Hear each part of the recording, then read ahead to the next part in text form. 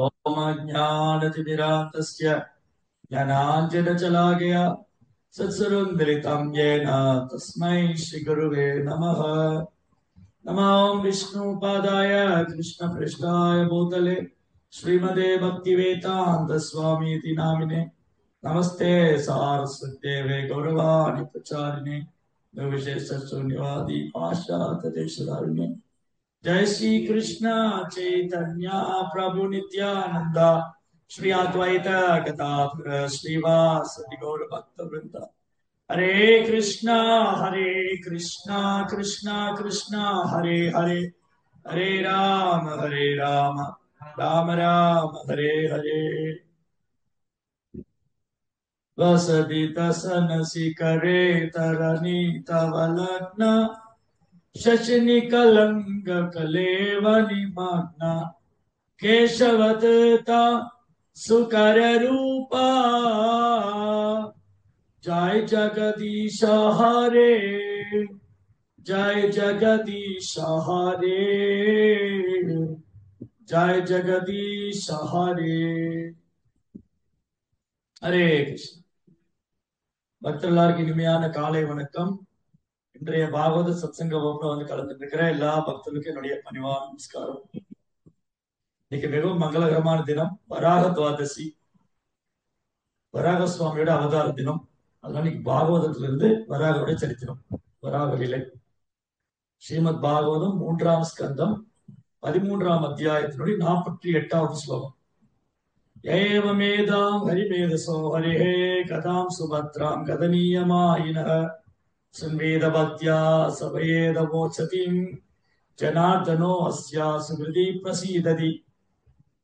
மதிப்புமிக்க இந்த வரும் சரித்திரத்தை, பகவான் வராகரை பற்றிய மங்களகரமான இந்த உயர்ந்த சரித்திரத்தினை பக்தி தொண்டின் உணர்வோடு எடுத்து கூறினாலும் கூற கேட்டாலும் அனைவரின் உள்ளங்களிலும் வீற்றிருக்கும் பகவான் அதனால் மிக்க மகிழ்ச்சி அடைவார். ஜெய் வராக சுவாமிக்கு, ஜெய் வராகதேவ் பகவானுக்கு. இது பலஸ்துதி. பலஸ்துதினா ஒரு தெய்வீக பகவானுடைய தெய்வீக லீலையை சொல்லிட்டு அந்த லீலைகளை கேட்டா என்ன என்ன பிரயோஜனம்? ஏன்னா இன்னைக்கு மக்கள் வந்து எந்த செயல் பண்ணாலும் எனக்கு என்ன பிரயோஜனம் கேட்பாங்க. ஏதாவது சொன்னா, சுவாமி அதை நாங்க செய்யறோம், எங்களுக்கு என்ன பிரயோஜனம் இல்லையா? எல்லா விஷயத்திலயும் எங்களுக்கு என்ன பிரயோஜனம், எனக்கு என்ன கிடைக்கும், எனக்கு என்ன கிடைக்கும். இந்த உலகத்துல எந்த காரியம் செஞ்சாலும் அதுக்கு முன்னாடி எனக்கு என்ன கிடைக்கும், எனக்கு என்ன பிரயோஜனம் இல்லையா? எனக்கு என்ன கிடைக்கும் சார், இந்த வேலையை செஞ்சு கொடுக்குறீங்களா, அப்ப அதுல எனக்கு என்ன கிடைக்கும் இல்லையா? கோயிலுக்கு வரீங்களா, கோயிலுக்கு வந்தா எனக்கு என்ன கிடைக்கும். இப்படி எல்லாத்துக்குமே பின்னாடி எனக்கு என்ன கிடைக்கும், எனக்கு என்ன கிடைக்கும், வாட் இஸ் த பெனிஃபிட், எனக்கு என்ன நன்மை கிடைக்கும், எனக்கு என்ன பிரயோஜனம் இல்லை இல்லையா? யாருமே வந்து எந்த ஒரு செயலையும் தங்களுக்கு பிரயோஜனம் எல்லாம் பண்ண மாட்டாங்க. எல்லாருமே என்ன பண்ணுவாங்க, ஏதாவது பண்ண தனக்கு ஏதாவது ஆதாயம் இருக்காதுல்ல. ஜனவுல கணக்குப்படி என்ன பண்றாங்க, யாராவது ஏதாவது செஞ்சாங்கன்னா அது நமக்கு எதாவது ஆதாயம் இருக்குமா? இவருக்கு உதவி செஞ்சா எனக்கு என்ன கிடைக்கும்? ஏதேனும் ஒரு ஆதாயத்தோடு தான் இங்க செயல்படுறாங்க எல்லாருமே. இப்ப யாருக்காவது சாப்பாடு வாங்கி கொடுக்குறாங்க, அதனால எனக்கு புண்ணியம் கிடைக்கும். அப்புறம் யாருக்காவது இடம் கொடுக்குறாங்க, மருத்துவ செலவு பண்றாங்க, இந்த மாதிரி புண்ணிய காரியங்கள். நிறைய பேர் புண்ணிய காரியங்கள் செய்வாங்க. இந்த புண்ணிய காரியங்கள் ஏன் செய்யறாங்க? எனக்கு புண்ணியம் கிடைக்கும் இல்லையா? நீங்க புண்ணிய காரியங்கள் செய்யுங்க, ஆனா உங்களுக்கு ஒரு நன்மை இருக்காது அப்படின்னு சொன்ன செய்வாங்களா? நீங்க வந்து புண்ணிய காரியம் செய்யுங்க, அன்னதானம் பண்ணுங்க, ஆனா பலன் எதிர்பார்க்காதீங்க. ரொம்ப குறைப்போம், சொல்பம் ஜனங்க தான், ரொம்ப ரொம்ப குறைவா 1-2 பேர் தான் என்ன பண்ணுவாங்க, சார் எங்க பேரை போடாதீங்க, எங்களுக்கு வந்து இதெல்லாம் வேண்டாம், எங்களுக்கு ஒண்ணு வேண்டாம், ஜஸ்ட் நான் கொடுக்கணும்னு ஆசைப்பட்டேன். ரொம்ப குறைவா தான் இருக்கும். ரொம்ப குறைவான மக்கள் தான் அதுல இருந்து பிரயோஜனத்தை எதிர்பார்க்க மாட்டாங்க. அதெல்லாம் ஒன்னும் எதிர்பார்த்து செய்யலைங்க, செய்யணும்னு தோணுச்சு செஞ்சேன். ரொம்ப புண்ணிய பண்ண ஆத்மா, ரொம்ப புண்ணிய பண்ண ஆத்மாக்கள் என்ன பண்ணுவாங்க, செயல் பண்ணிட்டு அதுல இருந்து வெளியிலே வரக்கூடாதுன்னு சொல்லுவாங்க. என் பேரோ இவர் தான் கொடுத்தாரு இவ்வளவு கொடுத்தாரு வெளியில சொல்லாதீங்க. அந்த மாதிரி ரொம்ப குறைவு. இன்னைக்கு பெரும்பாலும் பாருங்க, கொடுத்துட்டு போட்டோ எடுத்துக்குவாங்க, கொடுத்துட்டு போட்டோ எடுத்துக்குவாங்க. இந்த கொரோனா டைம்ல சில நேரங்கள் என்ன பண்ணாங்க, வெள்ள பேரிடர்லாம் வரும். புயல் வந்துருச்சு, இயற்கையோட சீற்றம் வரும் இல்லையா, புயல் வருது, வெள்ள பேரிடர் வருது, மழைனால இல்ல பூகம்பம், ஏதோ ஒரு விபத்து நடந்துச்சுன்னா அரசியல்வாதிகள் என்ன பண்ணா, அவன் போட்டோ ஒட்டிடுவான். அது எதுல தானம் கொடுக்குறாங்களோ, அரிசி மூட்டையில, பருப்பு மூட்டையில, ஆயில் பாக்கெட்ல, எல்லாத்துலயும் அவன் தலைவரோட போட்டோ ஒட்டிக்குவோம். ஏன்னா அவர் தான் கொடுத்தாருன்னு தெரியணும். ஆனா உயர்ந்த மனிதர் என்ன என்ன பண்ணுவாங்கன்னா, உயர்ந்த மனிதர்கள் வலது கையில கொடுக்கறது இடது கைக்கு தெரியக்கூடாது. வலது கையில தானம் கொடுக்கறது இடது கைக்கு தெரியக்கூடாது. அதுதான் சிறந்த தானம், அதுதான் சாத்தியமான தானம். இவங்க தானம் கொடுக்குறவங்க பேர்ல எல்லாம் எழுதி ஒட்டிடுவாங்க. இதுல இன்னொரு வேடிக்கை என்னன்னா, அரசாங்கத்துல வந்து மந்திரி பதவியில் உட்கார்ந்துருக்காங்க முதலமைச்சரா, இவங்க தானம் ஒண்ணும் கொடுக்கல, மக்களுடைய பணத்தை திரும்ப கொடுக்குறாங்க. உதாரணத்துக்கு ரேஷன் கடையில சர்க்கரை, கோதுமை, அரிசி, ஆயில் எல்லாம் போடுவாங்க. அதுல பாருங்க முதலமைச்சருடைய போட்டோ போட்டிருப்பாங்க. இன்னும் அவர் ஃப்ரீயா கொடுக்குற மாதிரி இல்லையா? அவர் சொந்த காசுல இருந்து கொடுக்கல, கட்சி பணத்துல இருந்து கொடுக்கல, மக்களுடைய பணத்தை எடுத்து கொடுக்கிறாரு. மக்களுடைய பணத்தை வரி வசூல் பண்ணி இல்லையா, மக்களுடைய பணத்தை வரி வசூல் பண்ணி அதை திரும்பி மக்களுக்கு கொடுக்கல, இவங்க விளம்பரம் போட்டுக்கிறாங்க. நாங்க இலவசமா மிக்சி கொடுத்தோம், இலவசமா கிரைண்டர் கொடுத்தோம், இலவசமா அது கொடுத்தோம், இது கொடுத்தோம், பூரா அவங்க போட்டோ போட்டுருவாங்க. அது இலவசம் ஒண்ணும் கிடையாது, மக்களுடைய பணத்துல, வரி பணத்துல தான் கொடுக்குறாங்க. இவங்க சொந்த காசுலையும் கொடுக்கல, கட்சி காசுலையும் கொடுக்கல. அதான் ஏமாறுபவர்களும் ஏமாற்றவும் நிறைந்த உலகம்.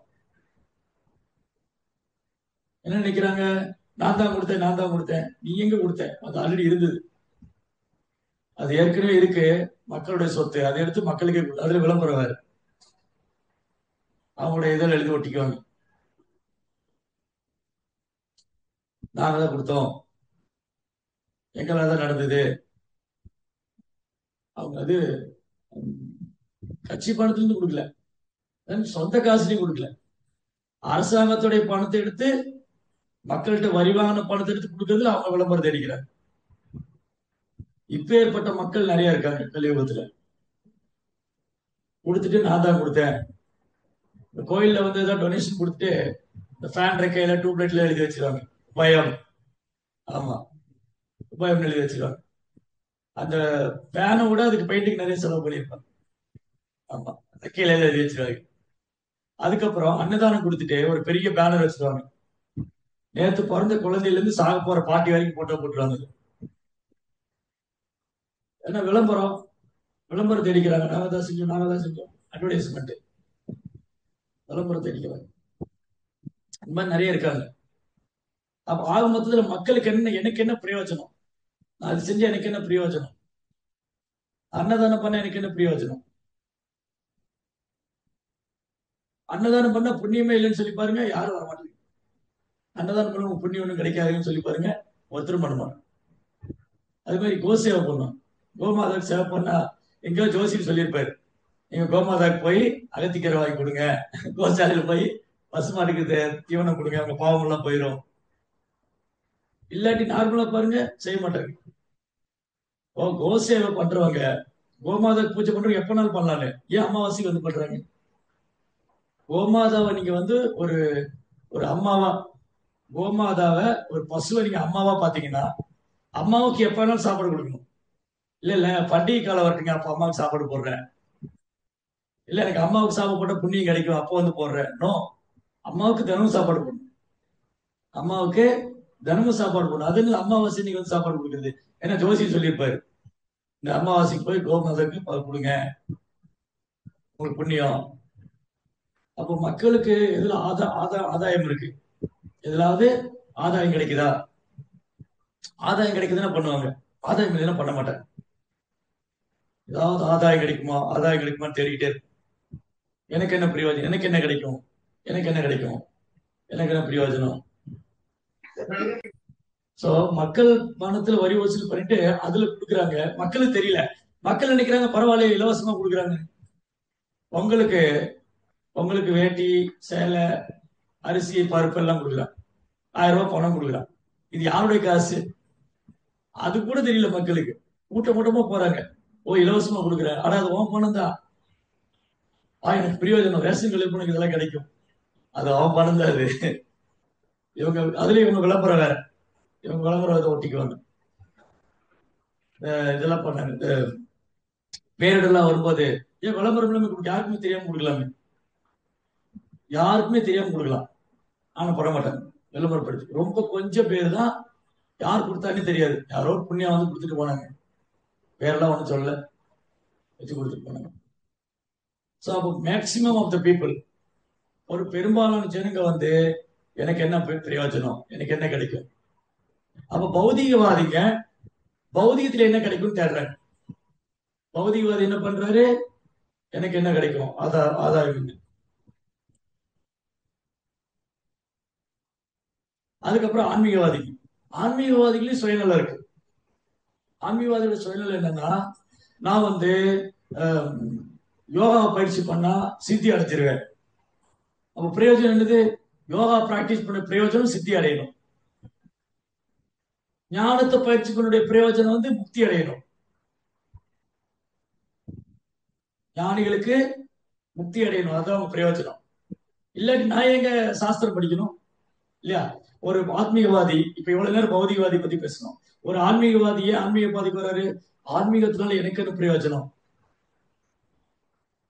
நான் வந்து சாஸ்திரம் படிச்சா எனக்கு என்ன பிரயோஜனம்? நான் பிறப்பு விடுபட்டுருவேனா, முக்தி அடைஞ்சிருவேனா? அதுக்கு வேண்டி பண்றேன் பிரயோஜனம். ஏன் யோகா பண்றாங்க? அன்னைக்கு யோகா பண்ணது சித்திகள் அடையிருக்காரு, அன்னைக்கு அஷ்டாங்க யோகம் பண்ணது சித்திகள் அடையிருக்காங்க. இன்னைக்கு ஏன் யோகா பண்றாங்க? தப்பா வரக்கூடாது, நீண்ட ஆயுள் வாழணும், நோய் நொடி இல்லாம இருக்கணும்.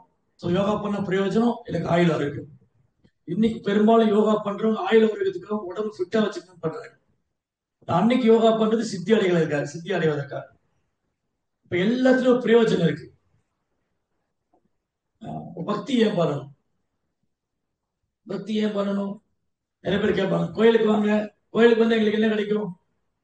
என் கஷ்டம் தீந்துருமா, என் பிரச்சனை தீந்துருமா, என் பொண்ணு கல்யாணம் ஆயிடுமா, என் பையன் வெளிநாடு போயிடுவானா, நான் வீடு கட்டிடுவேனா, இடம் முடிச்சிடுவேனா, அந்த இடம் உள்ள தகராறு தீர்ந்து போயிடுமா? சோ மெனி கொஸ்டின்ஸ், நிறைய கேள்வி. அப்ப என்ன பக்திக்கு வந்தா என்ன பிரயோஜனம்? ஏன் பக்திக்கு வரணும்? பக்திக்கு வந்தா என்ன பிரயோஜனங்கள்? வாசுதேவே பகவதி பக்தியோக பிரயோஜிதா. பக்தியோகத்தினால பிரயோஜனம் இருக்கு.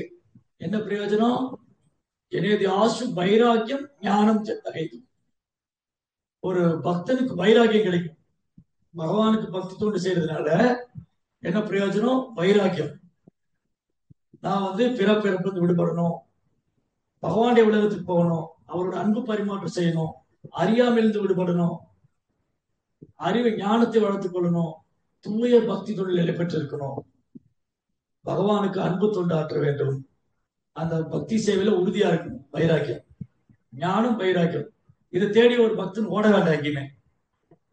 ஒரு கிருஷ்ண பக்தர் வந்து ஞானத்தையும் வைராக்கியம் தேடி ஓட வேண்டாம்.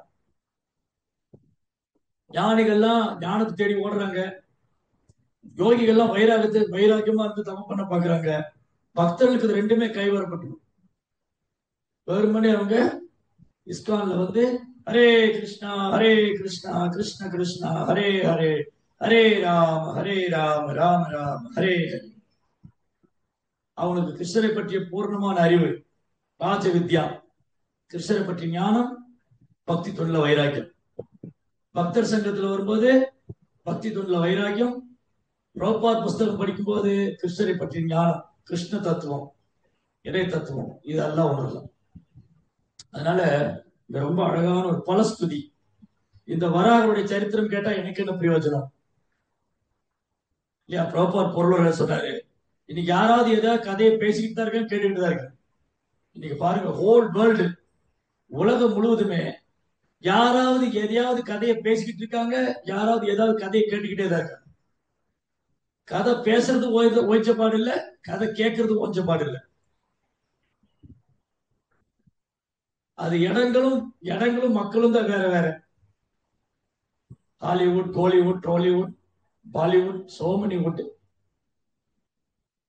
ஹாலிவுட்ல வந்து வெளிநாட்டு படங்களை பத்தி, இந்த படம் புதுசா வந்திருக்கு, இது எப்படி இருக்கு, அதுக்கு ரொம்ப பேர் வந்து வேலை வெட்டி இல்லாத உட்காந்து ரிவ்யூ பண்ணிட்டு வேலை வெட்டி இல்லாத உட்காந்து அதுக்கு ரிவ்யூ பண்றது. முதல்ல வந்து படம் பார்த்துட்டு வந்து விமர்சனம் பண்ணுவாங்க.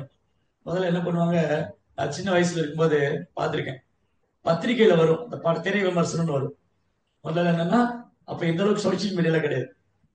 நம்ம 80s கிட்ட 80sல வந்து சோசியல் மீடியா அவ்வளவு இது கிடையாது. அப்ப ஏதாவது ஒரு திரை விமர்சனம் வரணும்னா ஒரு பத்திரிகையிலயோ இல்ல நியூஸ் லெட்டர்லயோ வரணும். இந்த படம் வந்திருக்கு இப்படி எல்லாம் ஒரு திரை விமர்சனம் கொடுத்துருக்கோம். இன்னைக்கு என்ன ஆயிடுச்சுன்னா, 2Kல 2000ல ஒரு படம் வர்றதுக்கு முன்னாடியே இந்த படம் அப்படி இருக்குமா இப்படி இருக்குமா, இதுல அவங்க நடிக்கிறாங்களா இவங்க நடிக்குது, யார் நடிக்கிறாங்க யார் நடிக்கும், சோ மெனி திங்ஸ். அதுக்கப்புறம் first look poster, first single, second track, அதை பத்தி விமர்சனம். அந்த ஹீரோ என்ன ஷூ போட்டு வந்தாரு, அவர் தலைமுடி எப்படி வச்சு, அது விக்கா ஒரிஜினலா, பொழப்ப வேலையே இல்லாத, வேலை வெட்டி இல்லாம இது ஒரு கூட்டம். அதுல வரை எவ்வளவு லைக் வருது, ஷேர் வருது, கமெண்ட் வருது. சோசியல் மீடியா ஹேங் ஆகிற அளவுக்கு ஒர்க் பண்ணிட்டு, அப்போ அவ்வளவு பேருக்கு வேலை வெட்டி இல்லாம இருக்காது. அவ்வளவு பேர் வேலை வெட்டி இல்லாம சோசியல் மீடியாவே ஹேங் ஆகிற அளவுக்கு வேலை பண்ணிட்டு இருக்காங்க. யாருக்கு அதிக லைக் வந்திருக்கு, யாருக்கு அதிக ஷேர் வந்திருக்கு, எவ்வளவு குரோர் வந்து வசூல் பண்ணிருக்கு, ஃபர்ஸ்ட் நாள் எவ்வளவு கோடி வசூல், செகண்ட் அவன் படம் எடுத்தவன் நடிச்சவன் சம்பாரிச்சுட்டு போயிட்டான், படத்துல நடிச்சவன் சம்பாரிச்சிட்டான், படம் எடுத்தவன் சம்பாரிச்சிருவான். இவன் படத்தை விட்டுட்டு உட்காந்து சண்டை போட்டிருப்பான், ஏன் இவன் படம் அவ்வளவு கோடி, எந்த தலைவர் படம் அவ்வளவு கோடி, நீ தெருக்கோடியில் இருக்கு.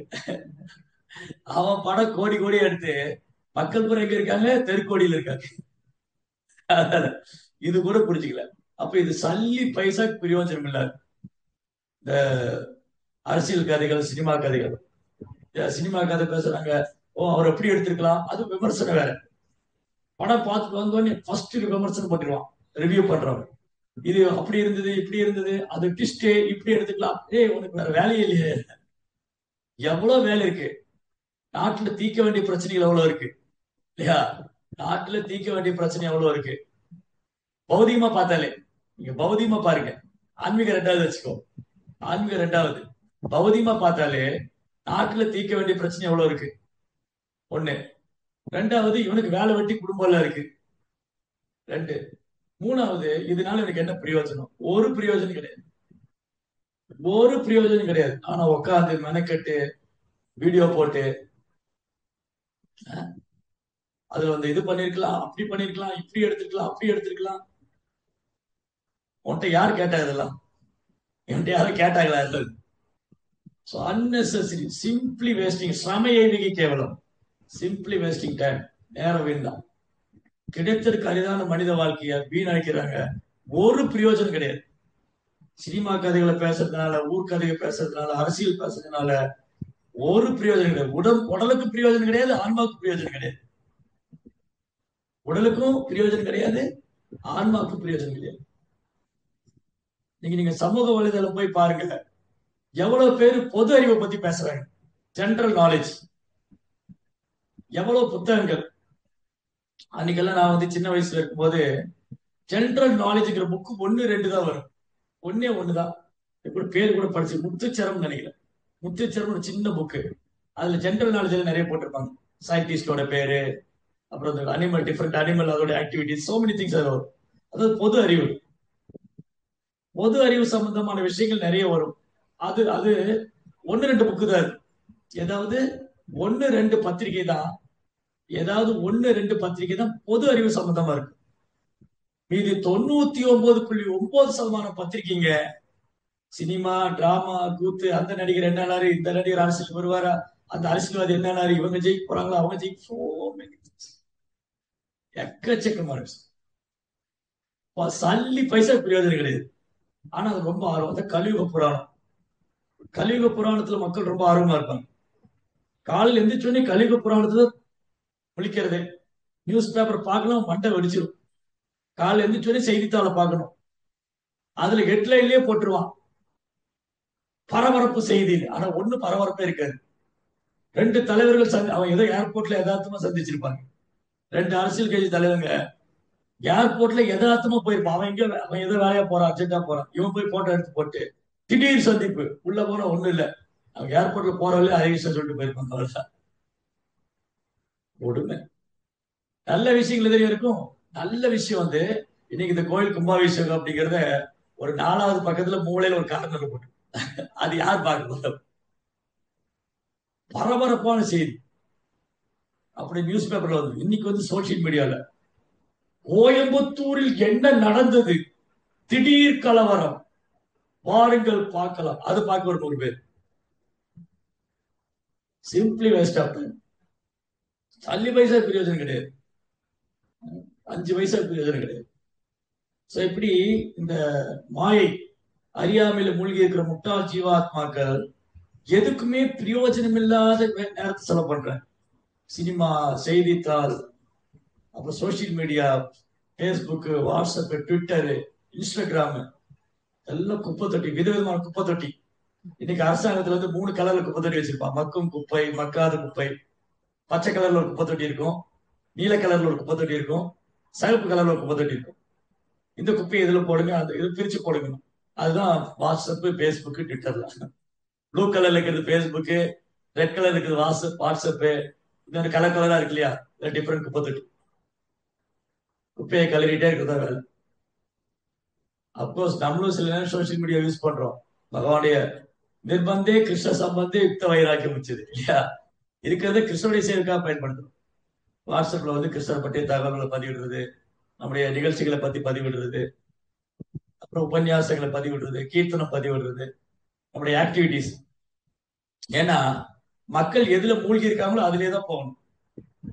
முள்ளாலதான் இருக்கணும் இல்லையா. மக்கள் இதுல மூழ்கி போயிருக்காங்க. இதுல மூழ்கி இருக்கிற மக்களை இதுக்குள்ளேயே வந்துடணும். ஆனா இங்கேயும் வந்துட்டாங்களே இவங்க, அவங்க பாப்பாங்க, ஐயோ இவங்கிட்ட தப்பிக்கலாம் தான் வாட்ஸ்அப், பேஸ்புக் இதுலயும் வந்துட்டாங்களே இவங்க, இங்கேயும் வந்து ராமாயணம் மகாபாரதம் பேசிக்கிட்டு இருக்காங்க. விட மாட்டோம், விடக்கூடாது. ஏன்னா அறியாமல் இருக்கிற மக்களுக்கு ஆன்மீக அறிவு போட்டுறதுக்காக தான் பகவான் இந்த பூமியில வர்றாரு. பகவானுடைய திட்டம் என்னன்னா, குப்பை தொட்டியில் இருக்கிற குப்பைகள்லாம் எடுத்து கிளீன் பண்ணி அவங்க நல்ல இடத்துல வைக்கணும். இந்த ஜட உலகமே ஒரு குப்பை தொட்டி மாதிரி தான், சாக்கடை மாதிரி. சாக்கடையில விழுந்தவனை காப்பாற்றணும், கை கை கொடுக்கணும். கையை மடக்கி வச்சுட்டு நான் வரமாட்டேன், சாக்கடைக்குள்ளேயே இருப்பேன். பகவான் வந்து ரொம்ப கருணை வாய்ந்தவர். பகவான் ரொம்ப கருணை வாய்ந்தவர். அவர் காரணமற்ற கருணையினால இந்த பூமியில அவதரிக்கிறார். கிருஷ்ணன் என்ன பண்றாரு, காரணமற்ற கருணையினால இந்த பூமியில அவதரிக்கிறார். எதுக்காக? நமக்கெல்லாம் ஒரு வாய்ப்பு கொடுக்கிறாரு திரும்பி அவர்கிட்ட வர்றது இல்லையா. அவர் இந்த பூமியில வந்து லீலை செய்யலைன்னா நமக்கு தெரியுமா கிருஷ்ணா யாரு, அவர் தெய்வீகமா லீலைன்னு? ஏன்னா பெரும்பாலும் மக்களுக்கு வந்து சாகசங்கள் ரொம்ப பிடிக்கும். அட்வென்ச்சர்ஸ், அடிதடி, சண்டை, குத்து வெட்டு, நிறைய ஆக்ஷன் பிலிம் வரும். ஆக்ஷன் பிலிம் எல்லாம் விரும்பி பார்ப்பாங்க. சண்டை, அடிதடி, வெட்டு, குத்து, பயங்கர ஆக்ஷன் மூவி. த்ரில்லர், ட்விஸ்ட் இல்லையா, ட்விஸ்ட் என்ன, திடீர் திருப்பம் வருமா, திடீர் திருப்பம் வருமா. ஹாரர், த்ரில்லர் மூவி, அப்படி என்னது, திகில் படம், திகில் படங்கள், திகில் நாவல்கள், திருப்பம் உள்ள எப்ப ட்விஸ்ட், இங்க ட்விஸ்ட், அங்க ட்விஸ்ட். இவன் லைஃபே ட்விஸ்ட் தான். இவன் வாழ்க்கையே எப்ப என்ன நடக்க தெரியாது. இன்னைக்கு மக்களுடைய வாழ்க்கை எப்படி இருக்குன்னா, பாகவதம் சொல்லுது, பதம் பதம் யத்தி பதம் நதேஷா.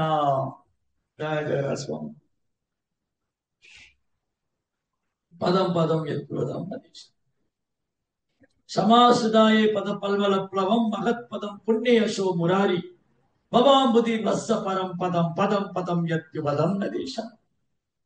இந்த ஜட உலகத்துல வைக்கிற ஓரோட அடி ஆபத்து. இந்த ஆபத்துக்குள்ள இவன் என்ன பண்றான், சந்தோஷமா இருக்க முயற்சி பண்ணிட்டு இருக்கான். எப்படி? அறியாமையினால. ஆனா ஒரு ஸ்டெப் ஆபத்து. இவன் லைஃபே திகிலும் மர்மம் நிறைஞ்சிருக்கு இல்லையா. நம்ம வாழ்க்கையே வந்து பாத்தீங்கன்னா திகிலும் மர்மம் தான். எப்ப என்ன நடக்கும் தெரியாது. என் கர்மா வந்து எப்படி என் மேல ரியாக்ட் பண்ண போகுது இல்லையா. பூர்வ ஜென்ம கிருதம் பாவம், நான் முன் ஜென்மத்தில் செய்த பாவ வினைகள், நான் நான் முன் ஜென்மத்தில் செய்த பாவ விளைவுகள், இந்த ஜென்மத்தில் செய்த பாவ விளைவுகள் எப்படி என் மேல செயல்பட போகுதுன்னு எனக்கு தெரியாது. மர்மமா இருக்கு. திடீர்னு ஒரு நாள் வரும், அதான் ட்விஸ்டே. ட்விஸ்ட் நாளைக்கு நம்மள எப்படி ட்விஸ்டே. என்ன நல்லா தானே போயிட்டு இருந்துச்சு இல்லையா? நல்லா தானே போயிட்டு இருந்தது, திடீர்னு ஹெல்த் இஷ்யூ வந்துருச்சுங்க. என்ன யாருக்கு என்னைக்கு கொடுப்பட்டேன், அதுதான் ட்விஸ்ட். ஸோ நம்ம லைஃபே வந்து ஹாரபிளாகவும், so horrible, so horrible, twist, த்ரில்லிங்கா இருக்கு நம்ம வாழ்க்கை. இது சினிமால மாதிரி பார்த்துட்டு இருக்கா, அங்க ஹாரபிள் இருக்கா, ட்விஸ்ட் இருக்கா, த்ரில்லிங் இருக்கா? நம்ம லைஃப் அப்படிதான் இருக்கு. நம்ம வாழ்க்கையே மர்மமானதும் திகில் நிறைந்ததும் கொடூரமா இருக்கு. இத போய் கொடூரமான படங்கள், மர்ம படங்கள், திகில் படங்கள், சுவாரஸ்யம் அதுல. நம்ம லைஃபே சுவாரஸ்யம் இல்லாம போயிட்டு இருக்கு. நம்முடைய வாழ்க்கை அப்படின்னு இருக்கு, சுவாரஸ்யமே இல்லாம போயிட்டு இருக்கு. இத மக்கள் உணராம எங்கள் பொன்னான நேரத்தை வீணாக்குறோம். நம்ம எல்லாம் 4 மணிக்கு மங்கள இடத்துல இருப்போம். 4 மணிக்கு ஃபர்ஸ்ட் டே ஃபர்ஸ்ட் ஷோ பண்ணிருக்கா, ஃபர்ஸ்ட் டே ஃபர்ஸ்ட் ஷோ. நம்ம என்ன பண்ணோம்? நரகாசுரனை கிருஷ்ண வதம் பண்ணதுக்கு பட்டாசு வச்சோம். இன்னைக்கு அந்த முட்டாள் படம் ரிலீஸ் ஆகுது, பட்டாசு வைக்கணும். நம்ம என்ன பண்றோம்? பகவானுக்கு பாலாபிஷேகம் பண்றோம், அவன் அந்த கட்டோடு பாலாபிஷேகம். அப்ப யாருக்கு பண்ணணும், என்ன பண்ணணும்னு தெரியல. இதுதான் அறியாமை. நான் யாரை வழிபடணும், நான் யாரை வழிபடணும், எப்படி வழிபடணும், எந்த மாதிரி வழிபடணும், இதுல எனக்கு என்ன பிரயோஜனம்? இப்போ ஒரு சினிமா நடிகர் நடிச்சுட்டு போயிட்டாரு, அவன் கட்டோட்டிக்கு பால் ஊத்துறான், இவனுக்கு என்ன பிரயோஜனம்? ஒரு பிரயோஜனம் கிடையாது. சரி, அவனுக்கு தான் ஏதாவது பிரயோஜனமா? அதுவும் கிடையாது. அவனுக்கும் பிரயோஜனம் இல்ல, இவனுக்கும் பிரயோஜனம் இல்ல, படம் எடுத்தவனுக்கு பிரயோஜனம் இல்ல, நடிச்சவனுக்கு பிரயோஜனம் இல்ல, டிராக்டர் பிரயோஜனம் இல்ல, யாருக்குமே பிரயோஜனம் இல்ல. சிம்பிளி உட்பாதாய டிஸ்டர்பன்ஸ் தான், சமுதாயத்துக்கு தொந்தரவு தான். இவங்க என்ன பண்ணா, ஆர்மி போர்ஸ் இறக்கி லத்தி சார்ஜ் பண்ணும். இல்ல இந்த இவங்க எல்லாம் இருப்பாங்க, சிஆர்ஐ, சிஆர்ஐ இந்த இதுல அவசர படைன்னு சொல்லுவாங்க. ஆர்பிஐ, இன்னும் நிறைய ரெண்டு இருக்கு. CRPF, correct, very good. CRPF இன்னொன்று இருக்கு, ஆர்பிஎஃப். ஒரு ப்ளூ கலர் ட்ரெஸ் போட்டிருப்பாங்க, இன்னொன்று கிரீன் கலர் ட்ரெஸ் போட்டிருப்பாங்க. அதாவது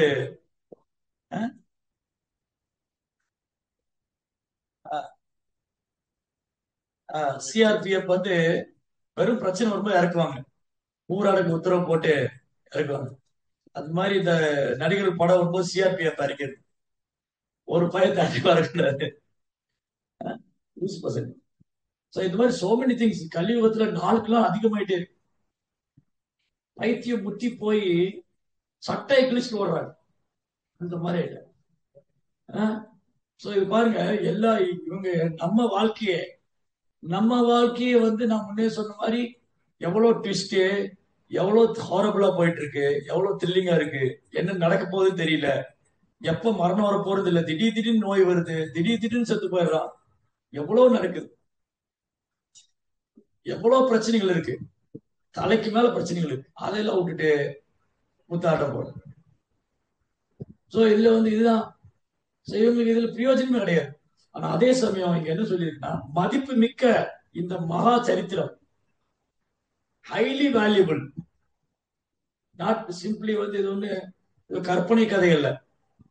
கற்பனை கதைக்கு அவ்வளவு யோசிச்சு பாருங்க. ஒரு சினிமா படம் கற்பனை கதை, அந்த கற்பனை கதைக்கே உயிரை கொடுத்து போய் போராடுறாங்க. நின்று இவ்வளவு நின்று சண்டை போட்டு டிக்கெட்டை வாங்கி காசு அதிகமா கொடுத்து, ஆனா அது கற்பனை, ஒரு சல்லி பைசா பிரயோஜனம் இல்லை உனக்கு, போடுறான்.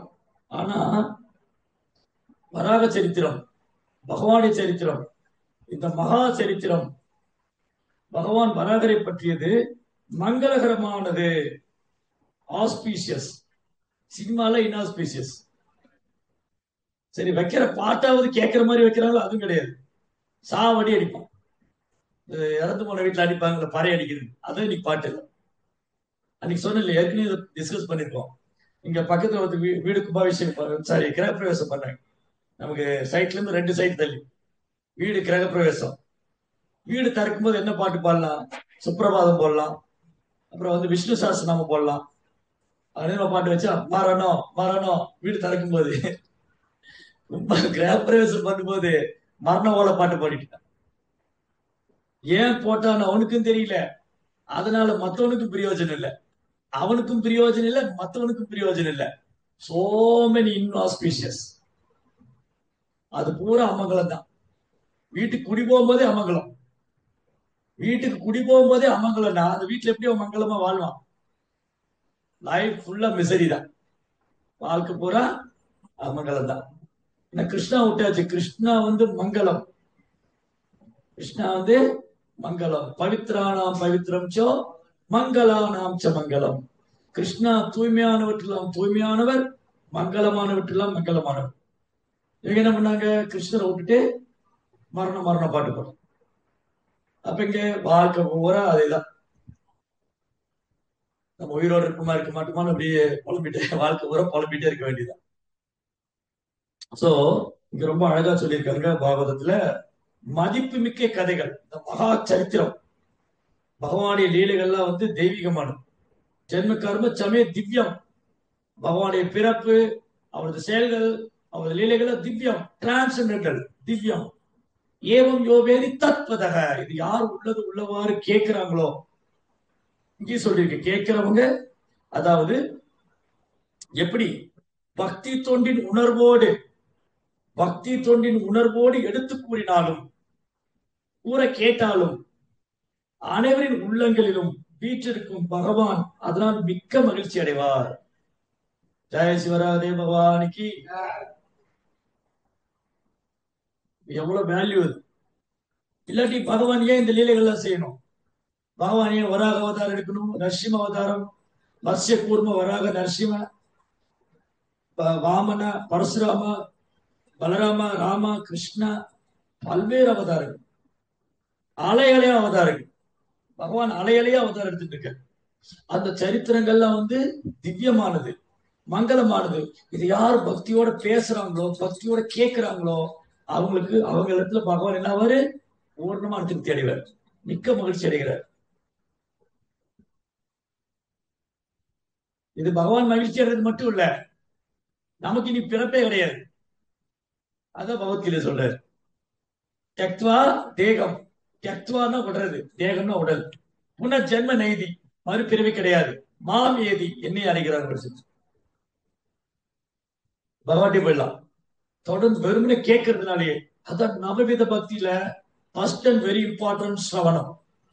9 விதமான பக்தியில முதல்ல முக்கியமானது ஸ்ரவணம், கீர்த்தனம், விஷ்ணுஸ்மம்.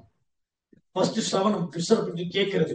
ஒருத்தர் எவ்வளவுக்கு கிருஷ்ணரை பத்தி கேட்க ஆரம்பிக்கிறாரோ அவ்வளவுக்கு அவ்வளவு என்ன ஆவாங்க? ஜட மாசுக்கு இந்த அரியமயத்துல விடுபடும். கேட்பது, பாடுறது, ஜபிப்பது, பேசுவது, நினைவில் கொள்வது, ஸ்ரவணம், கீர்த்தனம், விஷ்ணு ஸ்மரணம். ஆனா பரிசித் மகாராஜ் கேட்கிறாரு சுகதேவ் கோஸ்வாமிட்ட, ஓ குரு மகாராஜ், நீங்க எவ்வளவு அழகா சொல்றீங்க, பகவானுடைய நாம ரூப குணாதிசயங்கள் எவ்வளவு அழகு, பகவானுடைய லீலைகள் அழகு, பகவானுடைய லீலைகள் அமிர்தம், பகவான் ஒரு அமிர்தம், அவர் லீலைகள் அமிர்தம், அவர் அழகு, அவர் லீலைகள் அழகு, எல்லாம் இவ்வளவு ஸ்வீட்டா இருக்கு, அமிர்தமா இருக்கு. அப்புறம் ஏன் மக்கள் வரமாட்டேங்கிறாங்க? ஏன் மக்கள் கவனம் செலுத்த மாட்டேங்கிறாங்க? கோடிக்கணக்கான பேர் இருக்காங்க, லட்சக்கணக்கான பேர் பௌதிக கதைகள்ல கவனம் செலுத்துறாங்க. ஏன் கிருஷ்ண கதையில கவனம் செலுத்த மாட்டேங்கிறாங்க? பரிசித் மார கேட்கிறாரு பாருங்க. 5000 வருஷத்துக்கு முன்னாடி கேட்டு, 5000 வருஷத்துக்கு முன்னாடியே பரிசித் மகாராஜ் சுகதேவ் கோஸ்வாமி கேட்கிறாரு, ஏன் மக்கள் வந்து பகவானை பற்றி கேட்கறது ஆர்வம் காமிக்க மாட்டேங்குது? ஏன்? அதுக்கு சுகதேவ் கோஸ்வாமி ரொம்ப அழகா சொல்றாரு. சோத்தபடிஞாந்திரி ராஜேந்திரா இனாம் சந்தி சகசிரஷு ஆபர்ஷதானாம் ஆத்ம தத்துவம் கிரகேஷு கிரகமேதினா. மக்கள் வந்து சுகதேவ் கோஸ்வாமி சொல்றாரு, ஓ ராஜேந்திரா, ராஜாக்கள் இந்திரன் போல இருக்காரா பரீட்சித். சோத்திரபடிஞாந்தி ராஜேந்திரா இனாம் சந்தி சகசிரஷு. மக்கள் 1000 விஷயங்களை கேட்கிறாங்க. சினிமா, அரசியல், ஊர்கதை, கற்பனை கதைகள், திகில் நாவல்கள், சோ மெனி திங்ஸ் நிறைய கேட்கிறார். காரணம் என்னது? ஆபர்ஷதானம் ஆத்ம தத்துவம். நான் யாருன்னு மறந்து போயிட்டேன். நான் யாருன்னு மறந்து போயிட்டு கிரகேஷு கிரகமேதினா, வீட்டுல விலங்கு மாதிரி வாழ்ந்துட்டு இருக்கேன். வீட்டுல விலங்கு மாதிரி வாழ்ந்துட்டு இருக்கிறவன் எப்படி கிருஷ்ண கதையை பத்தி கேட்பான்? எப்படி அதுக்கு ஆர்வம் வரும் உனக்கு? அதனால இந்த வீட்டு விலங்குகளை விடுவிக்கிறதுக்கு தான் ஆச்சாரியர் வர. ஆச்சாரியரும் ஆச்சாரியரும் பகவானுடைய அவதாரங்கள் எதுக்குன்னா வீட்டுல விலங்குகள் மாதிரி வாழ்றவங்களை விடுவிக்கிறது தான், அவங்கள பக்தர்களாக்கணும். வீட்டுல விலங்கு மாதிரி வாழ்றவங்கள பக்தர்களாக்குறது தான் பகவானும் ஆச்சாரியர் வர்றாரு, காரணமற்ற கருணையால். அதனால பகவானுடைய லீலைகள் இத பேசுறவங்க கேட்கிறவங்க எல்லாராலும் பகவான் மகிழ்ச்சி அடைகிறார். அப்போ வராக சரித்திரம் ரொம்ப அற்புதமா பாகவதத்துல 2 இடத்துல வர்ணிச்சிருக்கு வராக சரித்திரம். ஒரு இடத்துல ஸ்வேத வராகா, அதாவது பகவான் நித்தியமா லீலை பண்ணிட்டே இருக்கு, லீலை நித்தியமா நடக்குது. இப்பவும் வராகமூர்த்தி வேற ஏதாவது பிளானட்ல லீலை பண்ணிருக்கு. எட்டர்னல் பாஸ்டர், பகவானுடைய பாஸ்டர்ஸ் ஆர் எட்டர்னல், நித்தியமா நடந்துட்டு இருக்கு. இப்பயும் வராக லீலை நடந்துட்டு இருக்கு, நரசிம்ம லீலை நடந்துட்டு இருக்கு. ஏன்னா கோடிக்கணக்கான அண்டசராசர்கள் இருக்கு, பிரம்மாண்டங்கள். கோடிக்கணக்கான பிரம்மாண்டங்கள்ல பகவான் லீலை பண்ணிட்டு தான் இருக்காரு. கோடிக்கணக்கான ஜீவாத்மாக்கள் இருக்காங்க. அப்போ பகவானுடைய இந்த லீலை நித்தியமானது, தெய்வீகமானது, ஆனந்தமானது, பேரானந்தம் தரக்கூடியது, பிறப்பு இறப்பு விடுவிக்கக்கூடியது, தூய பக்தி தரக்கூடியது. அப்படி வராக அவதாரம். ஏன் பகவான் வராக அவதாரம் எடுத்தது? எதனால பகவான் வராக அவதாரம் பண்ணாரு? பூமியை தூக்குறதுக்காக வந்தாரு. அதுக்கு அவர் நேரம் வரையே வராகமூர்த்தியா வந்தார். பூமியை காப்பாத்துறதுக்கு ஏன் அவர் வராகமூர்த்தியா வரணும்? இதுதான் லீலைகளை அவ்வளவா பாக்குறது. இந்த லீலை மூலமா நமக்கு என்ன பாடம் கிடைக்குது? வராக லீலை, வராக அவதாரம் நமக்கு உணர்த்து பாடம் என்ன? ஒண்ணுதான் பார்த்து ஒரு பாயிண்ட். இந்த வராக சரித்திரம், ஏன் பகவான் இந்த வராக லீலை பண்ணாரு? இந்த வராக சரித்திரம் நமக்கு உணர்த்து பாடம் என்ன? இதுல இருந்து நம்ம என்ன தெரிஞ்சுக்க போறோம்? ஒரு பாயிண்டா எழுதிட்டோம். ஃபர்ஸ்ட் கிருஷ்ணா பகவத்கீதை சொல்றாரு, பரித்ராணாய சாதுனா விநாசாய சதுஷ்கிருதாம் தர்ம சம்ஸ்தாபனார்த்தாய சம்பவாமி யுகே யுகே. பக்தர்களை காத்து அசுரரை அழித்து தர்மத்தை ஸ்தாபனம் செய்துட்டு நான் யுகம் தோறும் அவதரிக்கிறேன். அசுரங்களை கொள்றது பகவானுக்கு பெரிய வேலை இல்லை, அவர் வரணும்னு இல்லை. அசுரங்களை கொள்றதுக்கு அவருக்குள்ள நிறைய ஆள்கள் இருக்காங்க. முருகர், துர்கா, பார்வதி, இந்திரா, நிறைய பேர் இருக்காங்க.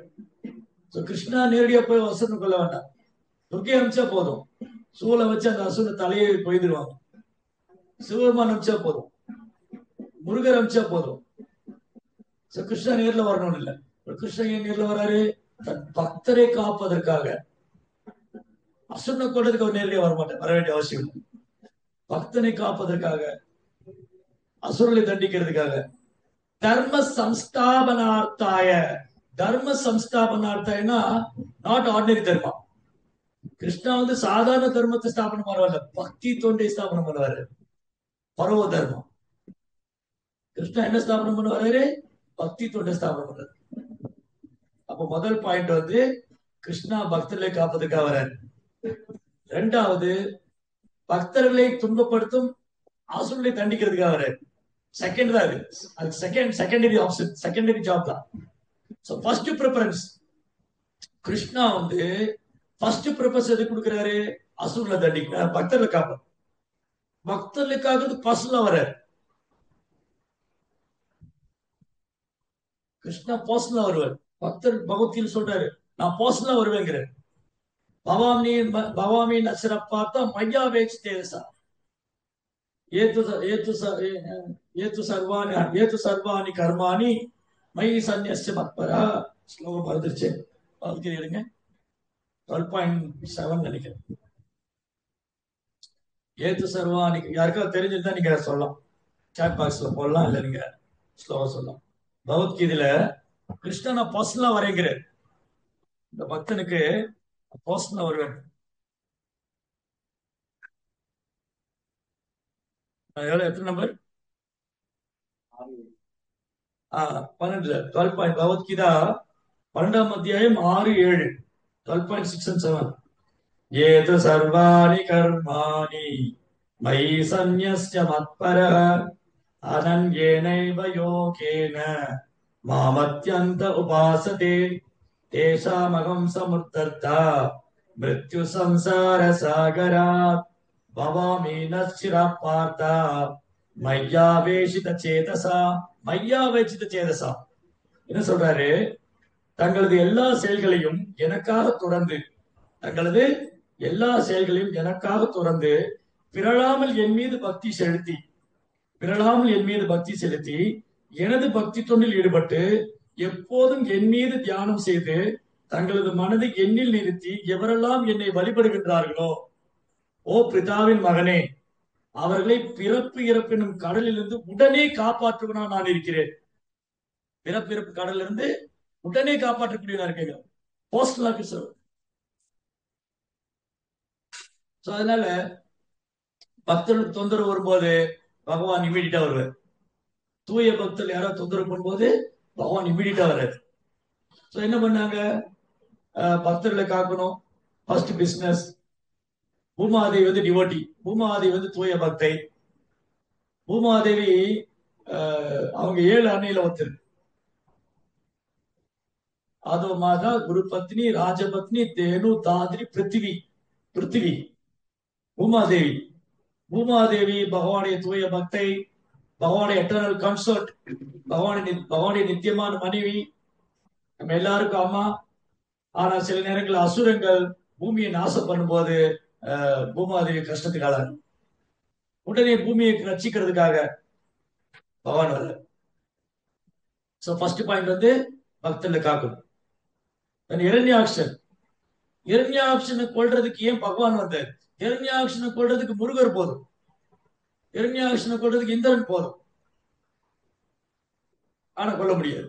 இரண்யாக்ஷனை முருகராலேயோ இந்திரனாலேயோ கொல்ல முடியாது. இரண்யாக்ஷனை எந்த தேவராலும் கொல்ல முடியாது. இரண்யாக்ஷன்ங்கிற அசுரனை எந்த தேவராலும் கொல்ல முடியாது. அதனாலதான் பகவான் வர்றாரு. ஏன் பகவான் வர்றாரு இரண்யாக்ஷனை கொள்றதுக்கு? ரொம்ப அழகான விஷயம். இரண்யாக்ஷன்ங்கிற அசுரனை முருகன் சூரபத்மனை கொண்டு இருக்கு. முருகன் வந்து சூரபத்மனை கொள்ற, நிறைய அசுரனோட சண்டை போடுற தேவனுடைய சேனாவை. பார்வதி வந்து மைஷாசுரனை கொண்டிருக்காரு. மைஷாசுர மர்த்தினி, சுப்ப நிஷும்பா, இவங்களெல்லாம் கொள்றாங்க. ஆனா இரண்யாக்ஷன் பகவானால மட்டும்தான் கொள்ள முடியும். இரண்யாக்ஷனை வந்து பகவானால மட்டும்தான் கொள்ள முடியும். எந்த தேவராலும் கொள்ள முடியாது. ஏன் காரணம் என்ன? இல்ல இல்ல வரங்கள் வாங்கினதுனால இல்ல. முதல்ல இரண்யாக்ஷன் யாருக்கு தெரியும்? இரண்யாக்ஷன் யாருக்கு தெரிஞ்சாதான் அந்த இரண்யாக்ஷனை கொள்றதுக்கு பகவானால மட்டும்தான் முடியுது. இரண்யாக்ஷன் யாரு? ஆன்லைன்ல இருக்கிறவங்க யாருக்கா தெரியுமா இரண்யாக்ஷன் யாரு? ஏன் இரண்யாக்ஷனை பகவானால மட்டும்தான் கொள்ள முடியும்? திதியோட பையன். ஓகே, திதியோட பையன் ஜெயன், விஜயன், அதெல்லாம் இல்ல. மெயின் ரீசன் இல்ல, பேராசை. பேராசைங்கிற அரக்கனை தேவர்களாலையும் கொள்ள முடியாது. ஏன்னா தேவர்களுக்கு பேராசை உண்டு. இந்திரனுக்கு பேராசை, நான் எப்போ இந்திர பதவியில இருக்கணும். பேராசை என்ற அரக்கன் பிடித்து விட்டால், பேராசை என்ற அசுரன் பிடித்து விட்டால், அந்த பேராசைங்கிற அசுரனை பகவானால மட்டும்தான் கொள்ள முடியும். நீங்க பாருங்க, பாகவத்துல எவ்வளவு இடத்துல இந்திரனுக்கு பேராசை, நான் இந்திரன் பதவியில இருக்கணும். பிருத்து மகாராஜா வந்து அஸ்வமேத யாகம் பண்றாரு. 100 ராஷ்டிரம் இயக்கம் பண்றாரு. 99 பண்ணிட்டாரு. 100வது இயக்கம் பண்ணும்போது இந்திரனுக்கு பயம் வந்துச்சு. எங்காவது பிருத்து மகாராஜா தன்னுடைய பதவிக்கு வந்துருவாரோ. உடனே இந்திரன் என்ன பண்றாரு? ஒரு போலீஸ் சன்னியாசி ரூபத்துல வந்து அவருடைய குதிரையை கடத்திட்டு போயிடுறாரு. ரிப்பீட்டடா பண்றாரு இத. அப்ப என்ன அர்த்தம்? இந்திரனுக்கு பேராசை, நான் சொர்க்கத்தை அனுபவிக்கணும். அதனால தேவர்களால் இந்த பேராசைங்கிற அரக்கனை கொள்ள முடியாது. பேராசைங்கிற அரக்கனை பகவானால மட்டும்தான் கொள்ள முடியும். அப்ப நம்மள யாரு? குட்டி குட்டி இரண்யாக்ஷன். நம்ம எல்லாம் வந்து குட்டி குட்டி நம்ம இதயத்துக்குள்ள குட்டி குட்டி இரண்யாக்ஷன் உட்கார்ந்து இருக்காங்க. நம்ம இதயத்துக்குள்ள என்ன இருக்கு? குட்டி குட்டி இரண்யாக்ஷன் உட்கார்ந்து இருக்காங்க. இந்த குட்டி குட்டி இரண்யாக்ஷன் வதம் பண்ணணும். அது நம்ம சொந்த முயற்சியில நடக்காது. குட்டி குட்டி இரண்யாக்ஷன்களை நம்ம இதயத்துக்குள்ள இருக்கிற பேராசை என்ற குட்டி குட்டி இரண்யாக்ஷன் நம்ம எல்லா இதயத்துக்குள்ள இருக்க, எல்லா ஜீவனோட இதயத்திலையும் அனுபவிக்கணுங்கிற பேராசை. நான் தான் அனுபவிக்கணும், நானே அனுபவிக்கணும், நிறைய அனுபவிக்கணும், அனுபவிச்சுக்கிட்டே இருக்கணும். புலன்பம் அனுபவிக்கணும், ஜட உலகத்தை அனுபவிக்கணும், காசு, பணம், பேர், புகழ், பேராசை. பேராசை பெரும் நஷ்டம். எதுல பேராசை பெரும் நஷ்டம்? பேராசை கொண்டிருக்கிறவனுக்கு இந்த பௌதிக வாக்கியம் ஒரு நாள் விட்டுடுவான், அவன் கிருஷ்ணாடே போக முடியாது. Loss, big loss. இந்த பேராசைங்கிற அறுக்கணை கொள்ளணும்னா கிருஷ்ணா தான் வரும். அப்ப இரண்யாட்சன் பேராசை. இரண்யாட்சன் என்ன பேராசை? தானும் தன் சகோதரனும் இந்த 3 உலகத்துக்கு சக்கரவர்த்தியா இருக்கும். என்ன கசிப்பு 3 உலகத்தை ஆளணும், அது இவனுக்கு அசிஸ்ட் பண்றான். யோ என் சகோதரன், என் சகோதரன் இரண்யகசிப்பு, அவன் 3 உலக சக்கரவர்த்தி, அவன் அனுபவிக்கணும், அவன் அனுபவிச்சாதான் நான் அனுபவிக்க முடியும், இப்படி 2 பேரும் சேர்ந்து அனுபவிக்கணும் அப்படின்னு இரண்யாட்சன் கதை எடுத்து தோல் மேல வச்சுக்கிட்டு கர்ப்பத்துல ஊர்வல சுத்தி வர. அவன் நேரம் வருணன்ட்ட போனான். ஏ வருணா, என்னோட சண்டை போடவான். வருணன் சொன்னாரு, இப்ப எனக்கே வயசாச்சுப்பா, உங்களோட சண்டை போடுறது எனக்கு சக்தி கிடையாது, ஆனா எனக்கு ரொம்ப எனக்கு பேராசை. இந்த பேராசைகளை அறுக்கணும் கொள்ளணும்னா அது பகவான் எழுத முடியும். ஓ நீ வந்து நான் வந்து உனக்கு சரியான காம்படிட்டர் இல்ல. ஓ எம்யாஷா, you such a great demon, எவ்வளவு பெரிய அசுரன், உனக்கு ஈக்குவலா என்னால சண்டை போட முடியாதுப்பா, நீ விஷ்ணுகிட்ட போகணும், மகாவிஷ்ணு. எங்க இருக்கா மகாவிஷ்ணு? தேடிட்டு போறாரு. எதுக்காக நாரதர் வர்றாரு. ஏய் நாரதா, எங்க இருக்காரு பகவான் மகாவிஷ்ணு? அவரா, நீ என்ன பண்ண? இந்த இரண்யாக்ஷன் என்ன பண்ணா, பூமியை கொண்டு போய் கர்ப்ப கடல்ல வச்சுட்டான். கர்ப்ப கடல். கர்ப்ப கடல் எங்க இருக்கு? கர்ப்ப கடல் பூமியிலே கிடையாது இல்லையா? பூமியில கடல் இருந்தா அதுக்குள்ள பூமி வைக்க முடியுமா? ஏன்னா பூமியை சுத்தி கடல். பூமியில வந்து 4ல 3 பாகம் தண்ணியில சூழ்ந்திருக்கு இல்லையா? அந்த பக்கமான அண்டார்டிக் கடல், இந்த பக்கம் பசிபிக், அந்த பக்கம் இந்து மகாசமுத்திரம். சோ என்டையர் எர்த் பிளானட்டும் 4ல 3 பாகம் தண்ணியில சூழ்ந்திருக்கு. அந்த தண்ணிக்குள்ள வைக்கல, பூமியை சூழ்ந்த தண்ணி இருக்கு. அந்த ஒட்டுமொத்த பூமியை தூக்கின்னு போய் எங்க வச்சுட்டா? கர்ப்ப கடல், கர்ப்ப ஓஷன் வச்சு. அப்படின்னா இந்த ஒரு கடல் மட்டும் இல்ல, நம்ம பாக்குற உப்பு கடல் மட்டும் ஒரு கடல் மட்டும் இல்ல, நிறைய கடல் இருக்கு. காரண கடல். காரண கடல் யார் பள்ளி கொண்டிருக்கா? காரணோதகசாய் விஷ்ணு. एक कार्णवा जले, एक कार्णवा जले भजतिस्म योगः, नित्रम अनंत जगदंड सरोम कुभा, आधार शक्ति मवलंप परम समूर्तिम गोविंदमादि पुरुषोत्तम भजामि. காரண கடல்ல பள்ளி கொண்டிருக்கார் மகாவிஷ்ணு. அந்த காரண கடல் எப்படி வந்தது? அவருடைய உடம்புல ஜலத்துல வேர்வை ஏர்ல வந்தது. பகவானுடைய உடலுடைய வேர்வையில ஒரு சமுத்திரமே இருக்கு. நம்மள மாதிரி துர்நாற்றல் வீசாது. நம்ம உடம்பு வந்து பௌதிகமானது. நம்ம உடம்புல வேர்வை வந்துன்னா துர்நாற்ற வீசும். பகவானுடைய வேர்வை ஜலம் வந்து இட்ஸ் நாட் ஆர்டினரி. பகவான் சாதாரணமான நபர் அல்ல, அவர் சச்சிதானந்த விக்கிரகம், ஆத்மீக சரீரம். அந்த பகவானுடைய ஆன்மீக சரீரத்திலிருந்து வந்த ஜலம் தான் காரண கடல். அந்த காரண கடல்ல காரணோதகசாய் விஷ்ணு பள்ளி கொண்டிருக்காரு. அதுக்கப்புறம் அவரோட உடம்புல இருந்து எண்ணற்ற அண்டங்கள் வருது, எண்ணற்ற பிரம்மாண்டங்கள் காரணோதகசாய் விஷ்ணுவோட உடல்ல இருந்து வருது. அதுக்கப்புறம் அந்த ஒரு அண்டத்துக்குள்ளே அவர் நுழையிறாரு. அண்டாந்தரஸ்து பரமாணு ஜெயாந்தரஸ்தம். ஒரு அண்டத்துக்குள்ளே அவர் நுழையிற. அங்க ஒரு அண்டத்துல ஒரு பிரம்மாண்டங்கிறது 14 லோகம், ஒரு பிரம்மாண்டம். அந்த மாதிரி இன்னுமரபிள் கோடிக்கணக்கான பிரம்மாண்டங்கள், கோடிக்கணக்கான பிரம்மாண்டம். அந்த ஒரு பிரம்மாண்டத்துக்குள்ளேயும் பகவான் நுழைஞ்சு அங்க கர்ப்ப கடல் இருக்கு, அந்த கர்ப்ப கடல்ல பள்ளி கொண்டிருக்காரு. அப்ப ஒரு கர்ப்ப கடல்ல கர்ப்போதகசாய் விஷ்ணு பள்ளி கொண்டிருக்காரு. அவருடைய நாபிலிருந்து வரக்கூடிய தாமரை தண்டுல பிரம்மா. அந்த பிரம்மா வந்து உயிர்வாய்களை படைக்கிறார். சோ இந்த தாமரை தண்டுல அந்த பிரம்மாவுடைய தாமரத்துல 14 லோகம், அதுல பூமியை வருவார். இந்த பூமியை கொண்டு போய் தான் அந்த கடலுக்குள்ள வச்சுட்டான் இரண்யாக்ஷன். இப்ப பாருங்க, இன்னைக்கு சயின்ஸ் வந்து ரிசர்ச் பண்றாங்க, எப்படி இந்த கோள்கள் எல்லாம் மிதக்குது, எப்படி இந்த கோள்கள் எல்லாம் இயக்குது. இது வந்து பௌதிக மூளை வச்சு உணர முடியாது. இதுதான் கிருஷ்ணாவோட எனர்ஜி. கிருஷ்ணா வந்து எண்ணற்ற கோள்களை மிதக்க விட்டுருக்காரு. அதனால அந்த கிருஷ்ணர் எண்ணற்ற கோள்களை மிதக்க விட்டவருக்கு தண்ணியில கல்ல மிதக்க விடுறது பெரிய விஷயம் இல்ல. ராமர் வந்து தண்ணியில கல்ல மிதக்க விட்டாரு, என்ன பெரிய விஷயம்? இந்த கல்லு வந்து வெயிட் கம்மி, பிரபஞ்சங்களை ஒப்பிடும் போது. இப்ப நம்ம பூமியில உட்காந்து பூமி வந்து வான வெளியில மிதந்துட்டு இருக்கு. இந்த பூகோளம் வந்து வானவெளியில மிதந்துகிட்டு இருக்கு. இந்த பூகோளமே மிதக்கூட்ட பகவானால தண்ணியில கல்ல மிதக்கூட்டுறது என்ன பெரிய விஷயம்? இதை முட்டாள்களால புரிஞ்சுக்க முடியாது. அது எப்படி தண்ணிக்குள்ள கல்லு மிதக்கும்? இங்க ராமேஸ்வரம் போய் பாருங்க, மிதக்குது மிதக்குது. ரைட்டா? சோ மதுபானம் மருந்து போதையில இருக்கிறவங்கள புரியாது. அவன் போதையில மதப்பான், இந்த கல் எப்படி மதக்குதுன்னு புரியாது. இல்ல, இன்னைக்கு மக்கள் பெரும்பாலும் மதுபான பிரியர்களா இருக்காங்க. அவங்களுக்கு ராமர் எப்படி கல்ல மிதக்க விட்டாருன்னு புரியாது. ஏன்னா அவன் போதையில மதந்து இருக்கான். அந்த கல்லு மிதக்கிறத அவனால புரிஞ்சுக்க முடியாது.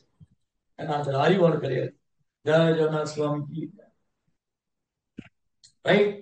ஸோ கர்ப்ப கடல்ல போய் வச்சுட்டாங்க. கருப்பு கடலை வச்சுட்டு இவன் கர்வத்தோட வரான்.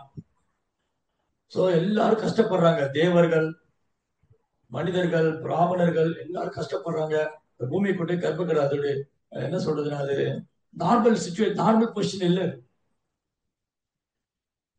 கம்ஃபர்ட் ஜோன் இல்ல, அன்கம்ஃபர்ட் ஜோன். பாருங்க, அன்கம்ஃபர்ட் ஜோன். சௌகரியமா இல்ல. சௌகரியமா இருந்தா நம்ம கிருஷ்ணர் நினைக்க மாட்டோம்.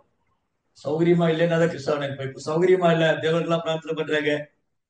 ஏன்னா பூமியை கொண்டு போய் என்ன பண்ணாரு? இரண்யாக்ஷன் வந்து கர்ப்ப சமுத்திரத்தை வச்சுட்டான், கர்ப்ப கடல்ல. உடனே தேவர்கள்லாம் பிரம்மாட்ட வராங்க. ஓ பிரம்மதேவா, எங்களை காப்பாத்துங்க, இரண்யாக்ஷோட அட்டுழியை தாங்க முடியல. பிரம்மா யோசிக்கிறாரு என்ன பண்ணலாம். அவருக்கு 4 தலை இருக்கு, சதுர்முக பிரம்மா. 4 தலை வச்சு யோசிக்கிறாரு என்ன பண்ணலான்னு. அவரோட ஒரு முடிவுக்கு வர, என்ன பண்றது, இந்த அசுரனை யாரு கண்ட்ரோல் பண்ணுவா, இவனை யாரு பனிஷ் பண்ணுவா, இவனை யார் தண்டிப்பா, யார் பூமியை காப்பாத்துவா? அந்த பரமபுருஷன் தான் வரணும், அந்த பகவான் தான் வரணும். அப்படி யோசிச்சுட்டு இருக்கும்போது அவருடைய நாசியில இருந்து ஒரு சின்ன பூச்சி வந்தது. பிரம்மாவுடைய மூக்கு துவாரத்துல இருந்து ஒரு சின்ன பூச்சி, கொசு மாதிரி, ஒரு ஈ மாதிரி. அது அப்படியே பெருசாயிட்டே இருக்கு. பெருசாயி பெருசாயி பெருசாயி பெருசாயி ஒரு பெரிய பர்வதம் மாதிரி இருக்கு, பெரிய மலை மாதிரி இருக்கு. அந்த மலை மாதிரி இருக்கிறத பார்த்தா பிரம்மா பாக்குறாரு, யாருது யாருது? காட்டுப்பன்றியோட வடிவு. சூக்கரா, சூக்கரான காட்டுப்பன்றி.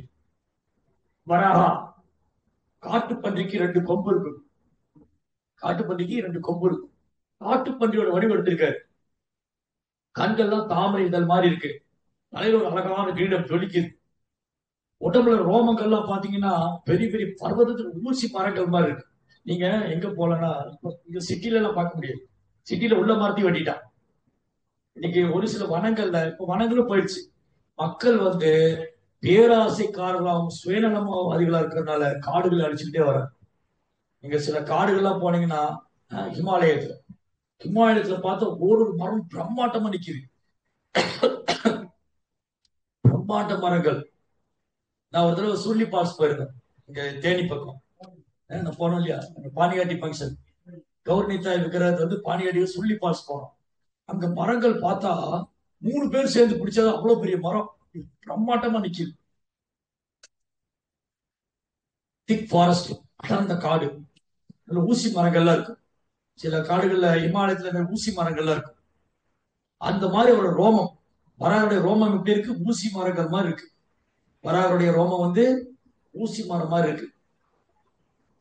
இவருக்கு எல்லா லோக வாசிகளும் பாக்குறாங்க. வராகர் வந்து பகவான் வராக அவதாரம் எடுத்த உடனே காட்டுப்பன்றியோட வடிவில் வந்தாரு. எல்லா லோக, ஜனலோகா, தபோலோகா, சத்தியலோகா, பிரம்ம, எல்லா லோக வாசிகளும் பாக்குறாங்க. வித்யாதர் லோகா, கிண்ணர் லோகா, கிம்புருஷ லோகா, எல்லா லோக வாசிகளும் பாக்குறாங்க. யாருது இப்படி பிரம்மாண்டமான ரூபம்?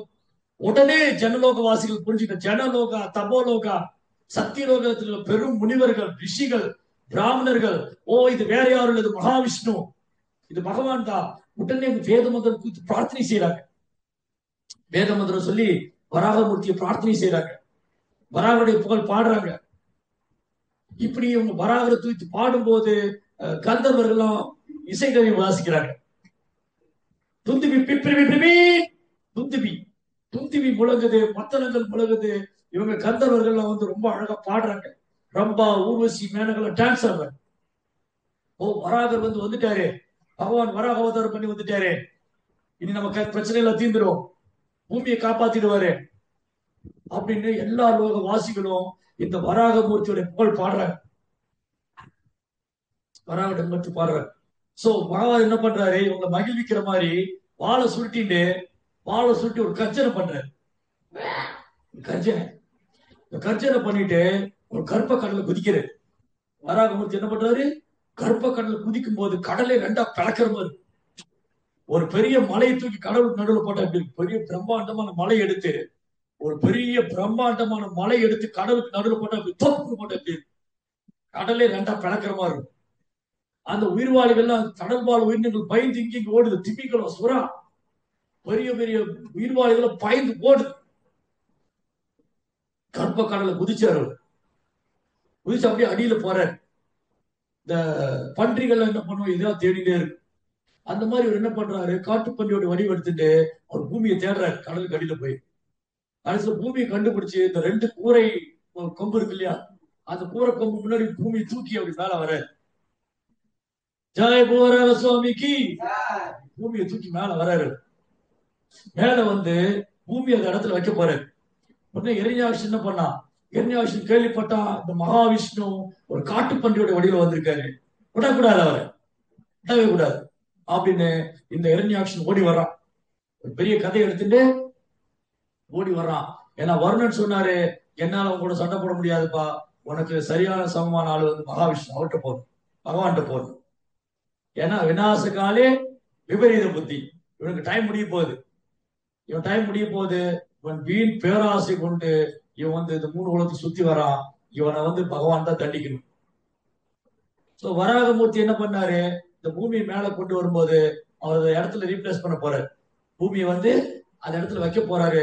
எரிஞாஷ் துரத்திட்டு வரா.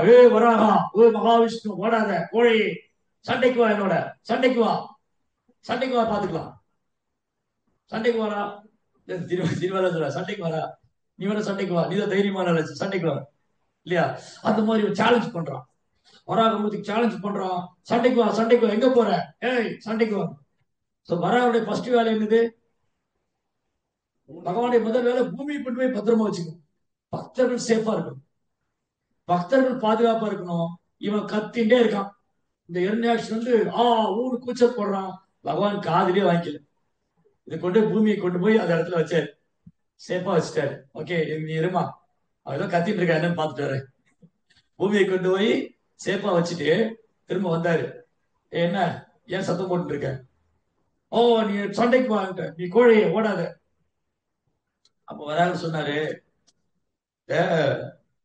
உழைக்கிற நாய் கடிக்காது. முதல்ல சூரியனை பார்த்து நாய் குலைச்சதுன்னா சூரியனுக்கு எந்த கலக்கம் இல்லை. சூரியனை பார்த்து நாய் வந்து உழைக்கும், ஆனா சூரியனுக்கு ஏதாவது அஃபெக்ட் ஆகுதா? நோ. நாய் தான் வாய் வலிக்கிறது குலைச்சிட்டு இருக்கோம். அதே மாதிரிதான் கடவுள் கிடையாது, கடவுள் இல்லை, கிருஷ்ணரையை அது பண்ணார், கிருஷ்ணரையை இப்படி பண்ணார், ராமரை அப்படி பண்ணார், இந்த நாய் குலைக்கிற மாதிரிதான். இது எதனால? பகவானுக்கு ஒரு கலக்கம் கிடையாது. இந்த அசுரர்கள், நாத்திகர்கள், கடவுள் நம்பிக்கையற்றவங்க, இவங்க எந்த போர்வையில வேணாலும் இருக்கலாம், எந்த பசுத்தோல் போர்த்திய புள்ளிகளா இருக்கலாம், பசுத்தோல் போர்த்திய புள்ளிகள், அரசியல்வாதிங்க, சினிமா நடிகர்கள், யாரா வேணாலும் இருக்கலாம், விஞ்ஞானிகள், மனக்கற்பனையாளர்கள், பௌதிகவாதிகள், அசுரர்கள், நாத்திகர்கள், இவங்க கத்திட்டே இருக்கும். இதனால என்ன ஆகும்? கிருஷ்ணாவுக்கு ஒரு அஃபெக்ட் ஆகுது. அவர் சூரியனை போல, இவங்க நாய்க்குட்டி போல. இந்த மாதிரிதான் எரிஞாஷ் கத்தின்னு இருந்தா பகவான் சொன்னாரு, கொலைக்கிற நாய் கடிக்காது, கொலைக்கிற விட்டு சண்டைக்கு வர, இதை சண்டை போடுறதுன்னு அதுக்கு வா, சண்டை போடலாம். பயங்கர கோபம் அவனுக்கு. என்னை சண்டை கூப்பிடுற நீ. 2 பேருக்கு பயங்கர சண்டை. ஒருத்தர் கதையை எடுத்துட்டு பயங்கரமா தாக்குறாரு. வராகர் ஒரு கதை எடுத்துட்டாரு, அவர் ஒரு கதை எடுத்துட்டு 2 பேரும் கதையில அடி தாக்குறாங்க. இப்ப நேரம் சண்டை நடக்குது. தேவர்கள்லாம் பார்த்துட்டு இருக்காங்க, வராகர் எப்ப கொள்ளுவாரு, வராகர் எப்ப எரிஞாஷ் கொள்ளுவாரு. இவர் விளையாடிட்டு இருக்காரு, அவர் கூட பகவான் என்ன பண்றாரு, விளையாடிட்டு இருக்காரு. ஏன் உடனே கொள்ளல? அவருக்கு 1 செகண்ட் போதும். வராகருக்கு வந்து எரிஞாஷ் கொள்றதுக்கு 1 செகண்ட் போதும். ஏன் அவட்ட விளையாடிட்டு இருந்தாரு?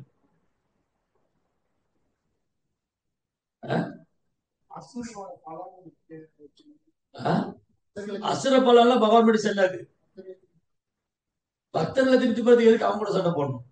அதுக்கு பக்தரோட அன்பு பரிமாற்றத்துல பண்ணணும். ஏன்னா வைகுண்டத்துல யாரும் பகவான் கூட சண்டை போட மாட்டாங்க. ஏன் வைகுண்டத்துல யாரும் பகவான் கூட சண்டை போட மாட்டாங்க? ஏன்னா நம்ம எல்லாம் இங்க இருக்கிறோம், புரிஞ்சுதா? பகவான் கூட ஏன் யாரும் வைகுண்டத்துல சண்டை போட மாட்டாங்க? வைகுண்டத்துல எல்லாம் பகவானுக்கு சேவை பண்ணிட்டு இருப்பாங்க. வைகுண்ட லோகத்துல எல்லாரும் பகவானுடைய சேவகர்கள். வைகுந்த லோகம், கோலோகம் தான் பகவானுடைய ஆன்மீக லோகத்துல பகவான் கூட யாருமே சண்டை போட மாட்டாங்க. சண்டை போடுற ஆளுகளை இங்க வந்துட்டோம். சோ பகவான் கிட்ட எல்லா குணங்களும் இருக்கு. அவர் எல்லா ஐஸ்வர்யமும் இருக்கு. அவர்கிட்ட வீரம், வலிமை. சோ அவருக்கு சண்டை போடலாம். அவர்கிட்ட இந்த ரசம், அந்த சுவையை அனுபவிக்கணும், சண்டை போடணும். சோ யார் சண்டை போடுவா வைகுண்டத்துல பகவான் கூட? அதனாலதான் 2 தூதர்கள் இங்க அமிச்சார். ஜெயன் விஜயன் இங்க அமிச்சு அவங்க வந்து அசுரலா பிறந்து பகவான கூட சண்டை போடுறது. அந்த ஸ்பிரிட், அந்த ஸ்போர்ட், விளையாட்டு. இன்னைக்கு எல்லாருக்கும் நான் முதல்ல சொன்ன ஆக்ஷன் படம் எல்லாருக்கும் பிடிக்கும். இதுதான் ரியல் ஆக்ஷன் இல்லையா? சில ஆங்கில படத்துல வந்து பணம் போட்டா பாம்பு வரும், திகில் பாம்பு வரும், டைனோசர் மாதிரி பெரிய பெரிய மிருகங்கள் வரும். அப்படியே பார்த்து வாயை திறந்து பார்த்துட்டு என்ன நடக்க போகுது. சீட்டோட நுனிக்க போயிடுவான். சீட்டோட நுனிக்கு போய் பார்த்துட்டு இருப்பான், இந்த மிருகம் யாரை கொல்ல போகுது, ஹீரோ எப்படி இந்த மிருகத்தை கொல்லுவாரு. இதெல்லாம் கற்பனை. ஆனா இங்க உண்மையா நடக்குது. இரண்யாக்ஷனுக்கு பகவானுக்கு சட்டை. பகவான் வந்து காட்டுப்பன்றியோட வடிவில் வந்திருக்காரு. இரண்யாக்ஷன் பெரிய மலை போல இருக்கு. பெரிய மலை போல பறந்து விரிந்த தோள்கள், புச்சகர பராக்கிரம பெரிய தோள்கள், அற்புதமா இருக்கா இரண்யாக்ஷன். அப்படியே இந்த கரு நிறம், பழுப்பு நிலத்துல இருக்கான். தங்கத்துல கிரீடம் வச்சிருக்கான் தலையில, ஆபரணங்கள் அணிஞ்சு அப்படியே அவன் வந்து ஒரு இடி மின்னல் மாதிரி இருக்கான். அவன் வந்து வராகமூர்த்தி தான். 2 பேருக்கு சண்டை நடக்குது. ஒரு டைம்ல என்ன ஆயிரும், வராகர் கையில இருந்து கதை நழுவி கீழே விழுந்துடும். வராகர் கையில இருந்து கதை நழுவி கீழே விழுந்துடும். கீழே விழுந்த உடனே இரண்யாக்ஷன் என்ன சொல்லுவான், கதை எடுத்துட்டு வாங்க. யுத்த தர்மத்தை ஃபாலோ பண்றப்ப நிராயுத பாணி தாக்க கூடாது. சோ பாருங்க, ஒரு அசுரனுக்கு இருக்கிற உணர்வு கூட இன்னைக்கு நாட்டு மக்கள் கிடையாது.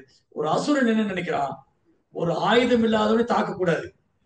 இன்னைக்கு 2 நாட்டுக்கு நடுவில் சண்டை வந்துச்சுன்னு வச்சுக்கோங்களேன், ரொம்ப குண்டு போட்டுருவான். அதுல ஏழைங்க, குழந்தைங்க, வயசானவங்க, கர்ப்பிணி பெண்கள், பெண்கள், பிராமணர்கள் எல்லாம் கொல்லப்படும். இதுதான் இன்னைக்கு நாகரிக வளர்ச்சி. இன்னைக்கு நாகரிக வளர்ச்சி என்னது, அணு ஆயுதம் கண்டுபிடிச்சு 2 நாடுக்கு நடுவுல சண்டை வந்தா குண்டு போட்டுக்கணும். அதுக்கு எல்லாரும் செத்துக்குவாங்க. அன்னைக்கு யுத்தம்னா என்ன நடக்கும், ஊருக்கு வெளியே நடந்தது. ஊருக்கு வெளியே கிரவுண்ட்ல சண்டை போடுவாங்க. அந்த யுத்தத்துல பெண்கள், வயதானவங்க, பிராமணர்கள் யாரும் இருக்க மாட்டாங்க. வெறும் வெறும் மாபெரும் வீரர்கள், சத்திரிகள் தான் இருப்பாங்க. வீரர்கள் தான் இருப்பாங்க. நேருக்கு நேர் யுத்தம் பண்ண புற முதுகுல தாக்க, முதுகுல குத்த மாட்டாங்க. நீங்க பெரும்பாலும் மக்கள் குத்துறதே முதுகுல தான். நேருக்கு நேரம் சண்டை போட மாட்டோம். நேருக்கு நேரம் யார் சண்டை போடுவாங்க தெரியுங்களா? அந்த சிப்பாய்கள் சண்டை போட்டிருப்பாங்க. மந்திரிகள்லாம் வந்து சபையில உட்கார்ந்துருப்பாங்க. அன்னைக்கு வந்து பீஷ்மர் வந்து களத்தில் நிக்கிறார். பீஷ்மர், துரோணர், கிருபாச்சாரியா, அஸ்வத்தாமா எல்லா காலத்துல நிக்கிறாங்க. துரியோதனா, துர்சாசனா எல்லா காலத்துல நிக்கிறாங்க. ராம், லக்ஷ்மண், ஹனுமான், சுக்ரீவன், நலன், நீலன், ஜாம்பவான் எல்லா காலத்துல நிக்கிறாங்க. இன்னைக்கு என்ன பண்ணாங்க, தலைவர்கள் வந்து சொகுசா ஏசி உட்காந்துருப்பான், மக்கள் சண்டை போட்டுட்டு இருப்பான். சரி, யாரோ ஒருத்தர் அடிச்சுட்டு சாகட்டும், அப்புறம் போய் முடிவு தீர்ப்பு கொடுக்கலாம், அப்புறம் போய் சமாதானப்படுத்தல. இதுதான் அட்வான்ஸ். விஞ்ஞானம் ரொம்ப வளர்ந்துருச்சு, ரொம்ப யூஸ்ஃபுல்லா இருக்கு. இதான் கலியுகம். என்ன ஆயிடுச்சு, 2 பேர் சண்டை போடும்போது வராகர் கையிலிருந்து கதை நழுவி விழுந்துருச்சு. என்ன கதை எடுத்துப்பாங்க, நான் உன்னை நிராயுத பாணிலாம் தாக்க, நான் கோழை இல்லை, நான் புறமுதுகிட்டு ஓட மாட்டேன், உன்னை புறமுதுகிட்டு தாக்க மாட்டேன், வராகா கதை எடுத்துட்டு வாங்க. திருப்பி கதை எடுத்துட்டாங்க. இந்த கதை நழுவி கீழே விழுந்தது இல்லையா பகவான் கையில இருந்து, தேவர்கள்லாம் பார்த்துட்டு இருக்காங்க. இந்திரா, சந்திரா, வருணா, அக்னி, வாயு, பிரம்மதேவம் எல்லாம் ஐயோ வராகா சுவாமி. கதை நழுவி கீழே விழுந்துட்டு பகவான் என்ன பண்ண போறாரு இப்போ?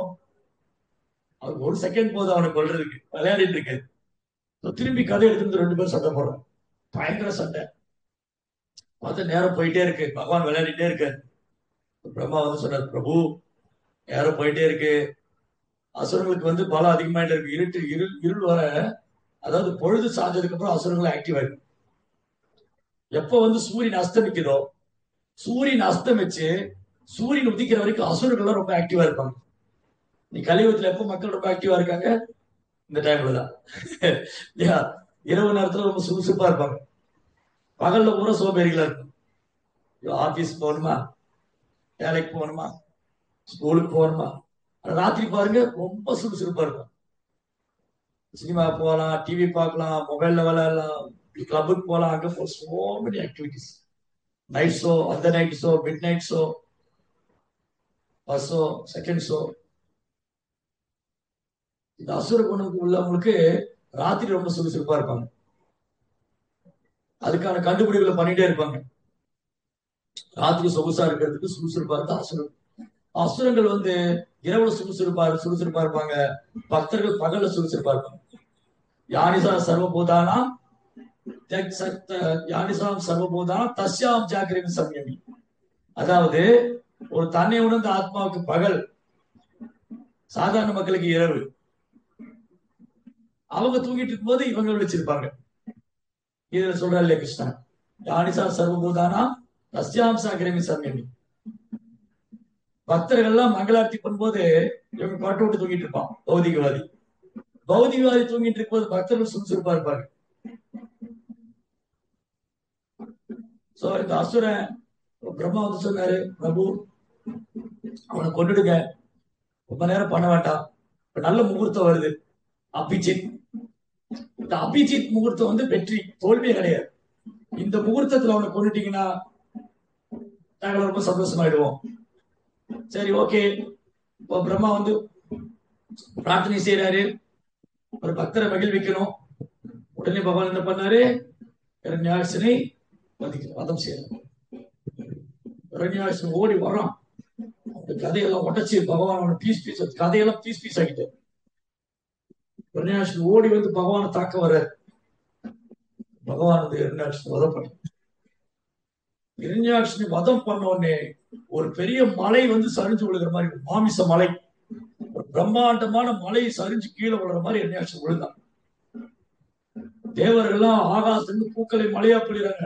ஜெய் சிவராக சுவாமிக்கு, ஜெய் சிவராகதே பகவானுக்கு, ஜெய் சிவராகதே பகவானுக்கு. பூக்களை மழையா பொழிறாங்க. தேவமங்கையில நடனம் ஆடுறாங்க. கந்தர்கள் ரொம்ப அழகா பாடுறாங்க. பிராமணர்கள் வேத மந்திரம் ஓதுறாங்க.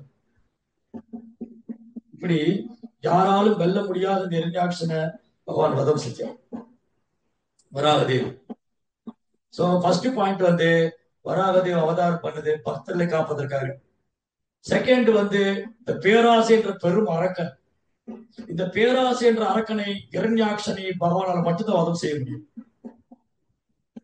மூணாவது, பகவான் கிருஷ்ணா இந்த லீலை மூலமா அவருடைய அமானுஷ்யமான ஆற்றல், அவரது தெய்வீகமான செயல்கள், அவரது பிறப்பு செயல்கள் எல்லாம் மங்களமானது. இந்த கதையை கேட்பதால, படிப்பதால, பாடுவதால இந்த பலஸ் தெரியும். அவர் கிருஷ்ணர் அவங்க மேல ரொம்ப மகிழ்ச்சி அடைவார். இதயத்தில் இருக்கிற எல்லா மாசுகளும் நீங்கி போகும். யோசிச்சு பாருங்க, நம்ம இதயத்தை விட்டு பேராசை போயிடுச்சுன்னா, பேராசை என்ற அரக்க நம்ம இதயத்தை விட்டு போயிட்டா, நம்ம இந்த உலகமே நம்ம காலு கீழே இருக்கிற மாதிரி ரொம்ப சந்தோஷமா இருக்கும். நீங்க மக்களால சந்தோஷமா இருக்க முடியல, பேராசை. இதை விட்டு இருக்கிறத விட்டு பறக்கிறத பிடிக்கணும், இருக்கிறத விட்டுட்டு பறக்கிறத பிடிக்கணும். இதை விட்டு அதை வாங்கணும், அதை விட்டு இதை வாங்கணும். ஓ மெனி அன்கண்ட்ரோல்ட் டிசைர், த காமா, அன்கண்ட்ரோல்ட் டிசைர். பேராசை, கிரீட், பேராசை.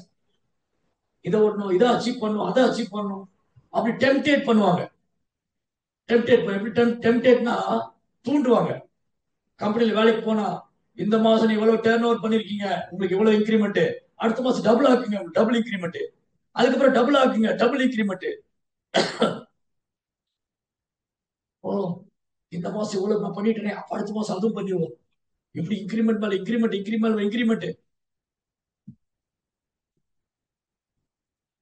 பதவி உயர்வு, புகழ் உயர்வு, பேர் உயர்வு, செல்வத்து உயர்வு, கடைசி உயர போயிடுவான். ஆத்மா மேல போயிடும், உடலை விட்டு ரொம்ப தூரத்துல போயிடும்.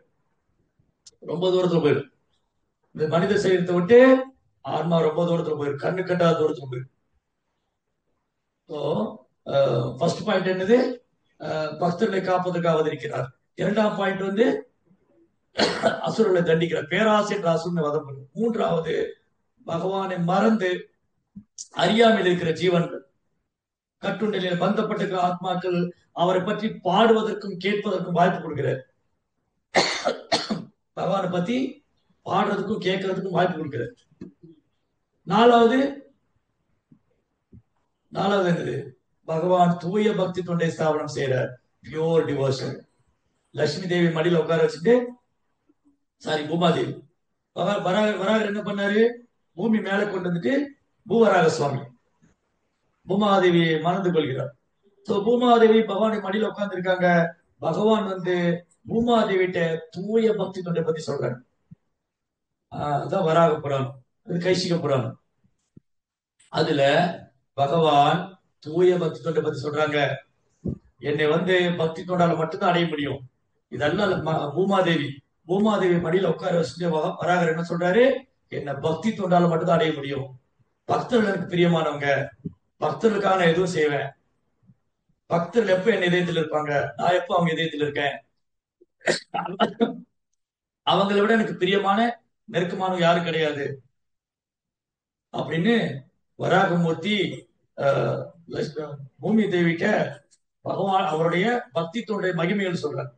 அவருடைய பக்தி தொண்டை மகிமைகள் பூமாதேவி கேட்டு கேட்டு கேட்டு கேட்டு அவனுக்கு பக்தி தொண்டை பிரச்சாரம் பண்ண ஆர்வம் வந்துருச்சு. வராகர்ட்டு இருந்து பக்தி தொண்டை மகிமையில கேட்ட உடனே பூமாதேவிக்கு ஆர்வம் வந்துருச்சு. ஓ எம்பெருமானே, ஓ பிரபு, நான் இந்த பூமிக்கு போகணும். நான் இந்த பூமியில போய் உங்களுடைய தூய பக்தி தொண்டை நான் பிரச்சாரம் பண்ணணும். என்ன ஆசீர்வாதம் பண்ணுங்க. பூமாதேவி யாரா வந்தாங்க? கிருஷ்ண பக்தியை பிரச்சாரம் பண்றதுக்கு பூமாதேவி யாரா வந்தாங்க? ஆன்லைன்ல யாருக்கா தெரியுமா? வராகர்ட்டு இருந்து பக்தி தொண்டை மகிமைகளை கேட்டு அந்த தூய பக்தி தொண்டை ஸ்தாபனம் செய்யறதுக்காக பூமாதேவி இந்த பூமியில அவதாரம்.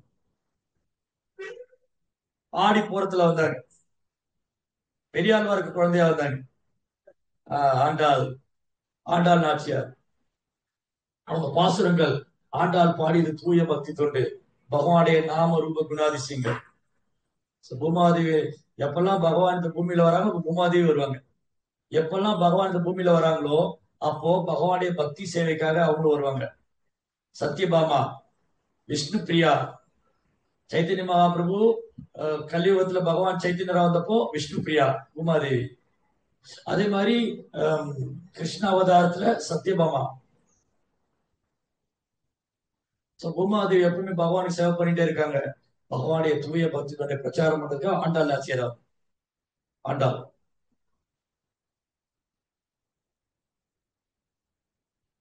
ஒரு தடவை இப்போ எவ்வளவு ஆச்சு? எவ்வளவு பாயிண்ட் ஆச்சு? 5.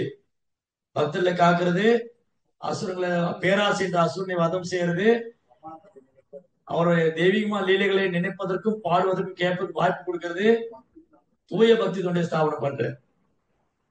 5th பாயிண்ட் பகவான் எச்சரிக்கிறாரு. பூமாதேவிட்ட சொல்றாரு, வைஷ்ணு அபராதம் பண்ணா சொந்த பையனா இருந்தாலும் மன்னிக்க மாட்டீங்க. வைஷ்ணு அபராதம் பண்ணா தன் சொந்த மகனா இருந்தாலும் மன்னிக்க மாட்டேங்கிறாரு. ஒரு முறை சைத்தன்ய மகாபிரபு என்ன பண்ணாரு? சைத்தன்ய மகாபிரபு அப்படியே நவதீப்ல நடந்து வரும்போது அங்க இருக்கிற பிராமணர்கள் விஷ்ணு சகஸ்ரநாமம் பாடிட்டு இருந்தாங்க. அந்த விஷ்ணு சகஸ்ரநாமத்துல சூக்கரா வராகாங்கிற ரூப அவதாரத்தை பத்தி வரும்போது மகாபிரபு வராக அவதாரம் ஞாபகம் ஓடி வராரு முராரி குப்தருடைய வீட்டுக்கு. சூக்கரா சூக்கரா சூக்கரான்னு ஓடி வர்றாரு. முராரி குப்தர் வீட்டுல வந்துட்டு முராரி குப்தருடைய ஜக்கு இருக்கும், பானை, தண்ணி குடிக்கிற பானை, அதை தன்னுடைய தாவைகளை தூக்கிடுறாரு. தூக்கி வராகரா தரிசனம் கொடுக்கிறாரு. சைதன்ய மகாபிரபு முராரி குப்தருக்கு வராகரா தரிசனம் கொடுக்கிறார். முராரி, நான் தான் வராகர் வந்திருக்கேன், சூக்கரா வந்திருக்கேன், நீ உன் பிரார்த்தனையை செய்யலாம். முராரி குப்தர் பாக்குறாரு, வராகமூர்த்தி சைதன்ய மகாபிரபு வராக ரூபத்துல தரிசனம் கொடுக்கிறாரு. சாஷ்டாங்க நமஸ்காரம் பண்ணி பிரார்த்தனை செய்யறாரு முராரி குப்தா. அப்ப மகாபிரபு சொல்றாரு, முராரி குப்தா, இந்த அவதார நோக்கம் தெரியுமா உனக்கு? இந்த அவதார நோக்கம் பக்தர்களை காப்பதற்கு, அசுரங்களை தண்டிக்கிறதுக்கு, அதுக்கப்புறம் தூய பக்தி தொண்டை ஸ்தாபனம் செய்யறதுக்கு, பக்தர்களின் புகழ் பாடுவது, கேட்பது, நினைவில் கொள்வதற்கு. எல்லாத்துக்கும் மேல வைணவர் அபராதம் செய்தால் என் சொந்த மகனாக நான் மன்னிக்க மாட்டேன். பூமாதேவிக்கும் பகவானுக்கும் வராகருக்கும் பிறந்த குழந்தைதான் நரகா. பூமாதேவிக்கும் வராகருக்கும் பிறந்த குழந்தை நரகா. சோ நரகா பௌமா, பூமாதேவியின் புதல்வன் பௌமா. பௌமான பூமியோட பையன். ஆனா என்ன பண்ணாரு? பானாசுரன் கூட சங்க வச்சுட்டு அசுரனுடைய சங்க வச்சு பகவானுடைய குழந்தைய அசுரன் ஆயிட்டு. பகவானுடைய குழந்தையா இருந்தாலும் யாருடைய சங்கத்துல இருக்கணும்? நம்ம சத் சங்கத்துல இருந்தா சாதுவா இருக்கும். அசத் சங்கத்துல போனா அசுரனாகு. சத் சங்கம் சாது, அசத் சங்கம் அசுரன், அவ்வளவுதான். சோ இந்த பௌமா அசுரனுடைய சங்கத்துல போய் அசுரன் ஆயிட்டான். அதனால என்ன பண்ணா, பக்தர்களை துன்புறுத்துறது, பக்தர்களை தொந்தரவு பண்றது, பிராமணர்களை தொந்தரவு பண்றது. தன் கிருஷ்ணா பௌமாசுரனை வதம் பண்ண சொந்த பையனை தான் மன்னிக்க மாட்டார். அதனால 5வது பாயிண்ட் தன் தன் சொந்த குடும்ப அங்கத்தினர், தன் சொந்த குடும்ப அங்கத்தினரும் சொந்த மகனும் சொந்த மகன்களும் பேரன்களா இருந்தா கூட வைஷ்ணவ அபராதம் செய்து விட்டால் வராகமூர்த்தி கிருஷ்ணர் அவரை மன்னிக்க மாட்டார், உடனே பரிசும். சோ இந்த வராக அவதாரம், அதே வராகமூர்த்தி கலியுகத்துல சைத்தன்ய மகாபிரபு வந்திருக்காரு. சைதன்ய மகாபிரபு அசுரங்களை தண்டிக்கிறதுக்கு பதிலா அசுரங்களை மாத்துறாரு. ஏன்னா அது அசுர குணம் எல்லாருக்குள்ளயும் இருக்கு. சோ சைதன்ய மகாபிரபு இப்ப வராகரா கொல்லணும்னா எல்லாரையும் கொள்ளணும் இல்லையா? இப்போ கலியுகத்துல பகவான் வராக அவதாரம் பண்ணாருன்னா ஒருத்தர் உயிரோடு இருக்க முடியாது. ஏன்னா எல்லாருக்குள்ளயும் பேராசை இருக்கு, எல்லாருக்குள்ளயும் குட்டி குட்டி பேராசை ஒளிஞ்சிட்டு இருக்கு, எல்லாரும் குட்டி குட்டி எரிஞ்சாக்ஷனா இருக்காங்க. அப்போ பகவான் நிறைய வராக அவதாரம் பண்ணி உங்களை கொள்ள வேண்டியது. அதனால பகவான் பார்த்தாரு, ஓகே நான் வராகரா போய் கொள்றதுக்கு பதிலா நான் புனித நாமம் போயிடுறேன், ஹோலி நேம். சோ இந்த நாமம் இதயத்துக்குள்ள போய் இந்த இதயத்துக்குள்ள இருக்கிற பேராசை என்ற இரண்யாட்சியை வதப்படும். பகவானுடைய நாமம், பகவானுடைய நாமத்துல எல்லா சக்தியும் இருக்கு. நாம் நாம் அகாரி பக்தானித சர்வசக்தி தத்ராபித நியமித ஸ்மரணேன காலகா. பகவானுடைய நாமத்துல எல்லா சக்தியும் இருக்கு. ராமர், நரசிங்கர், வராகர் எல்லா சக்தியும் பகவானுடைய நாமத்துல இருக்கு. அப்ப பகவான் வராகர் கலியுகத்துல நாம ரூபத்துல இருக்க, பகவான் வராகர் கலியுகத்துல நாம ரூபத்துல இருக்காரு. ஹரே கிருஷ்ணா கிருஷ்ண கிருஷ்ணா ஹரே ஹரே, ஹரே ராம ராம ராம் ஹரே ஹரே. இதயத்துக்குள்ள போய் பேராசைங்கிற எண்ணாட்சியை கொண்டுடுவார்.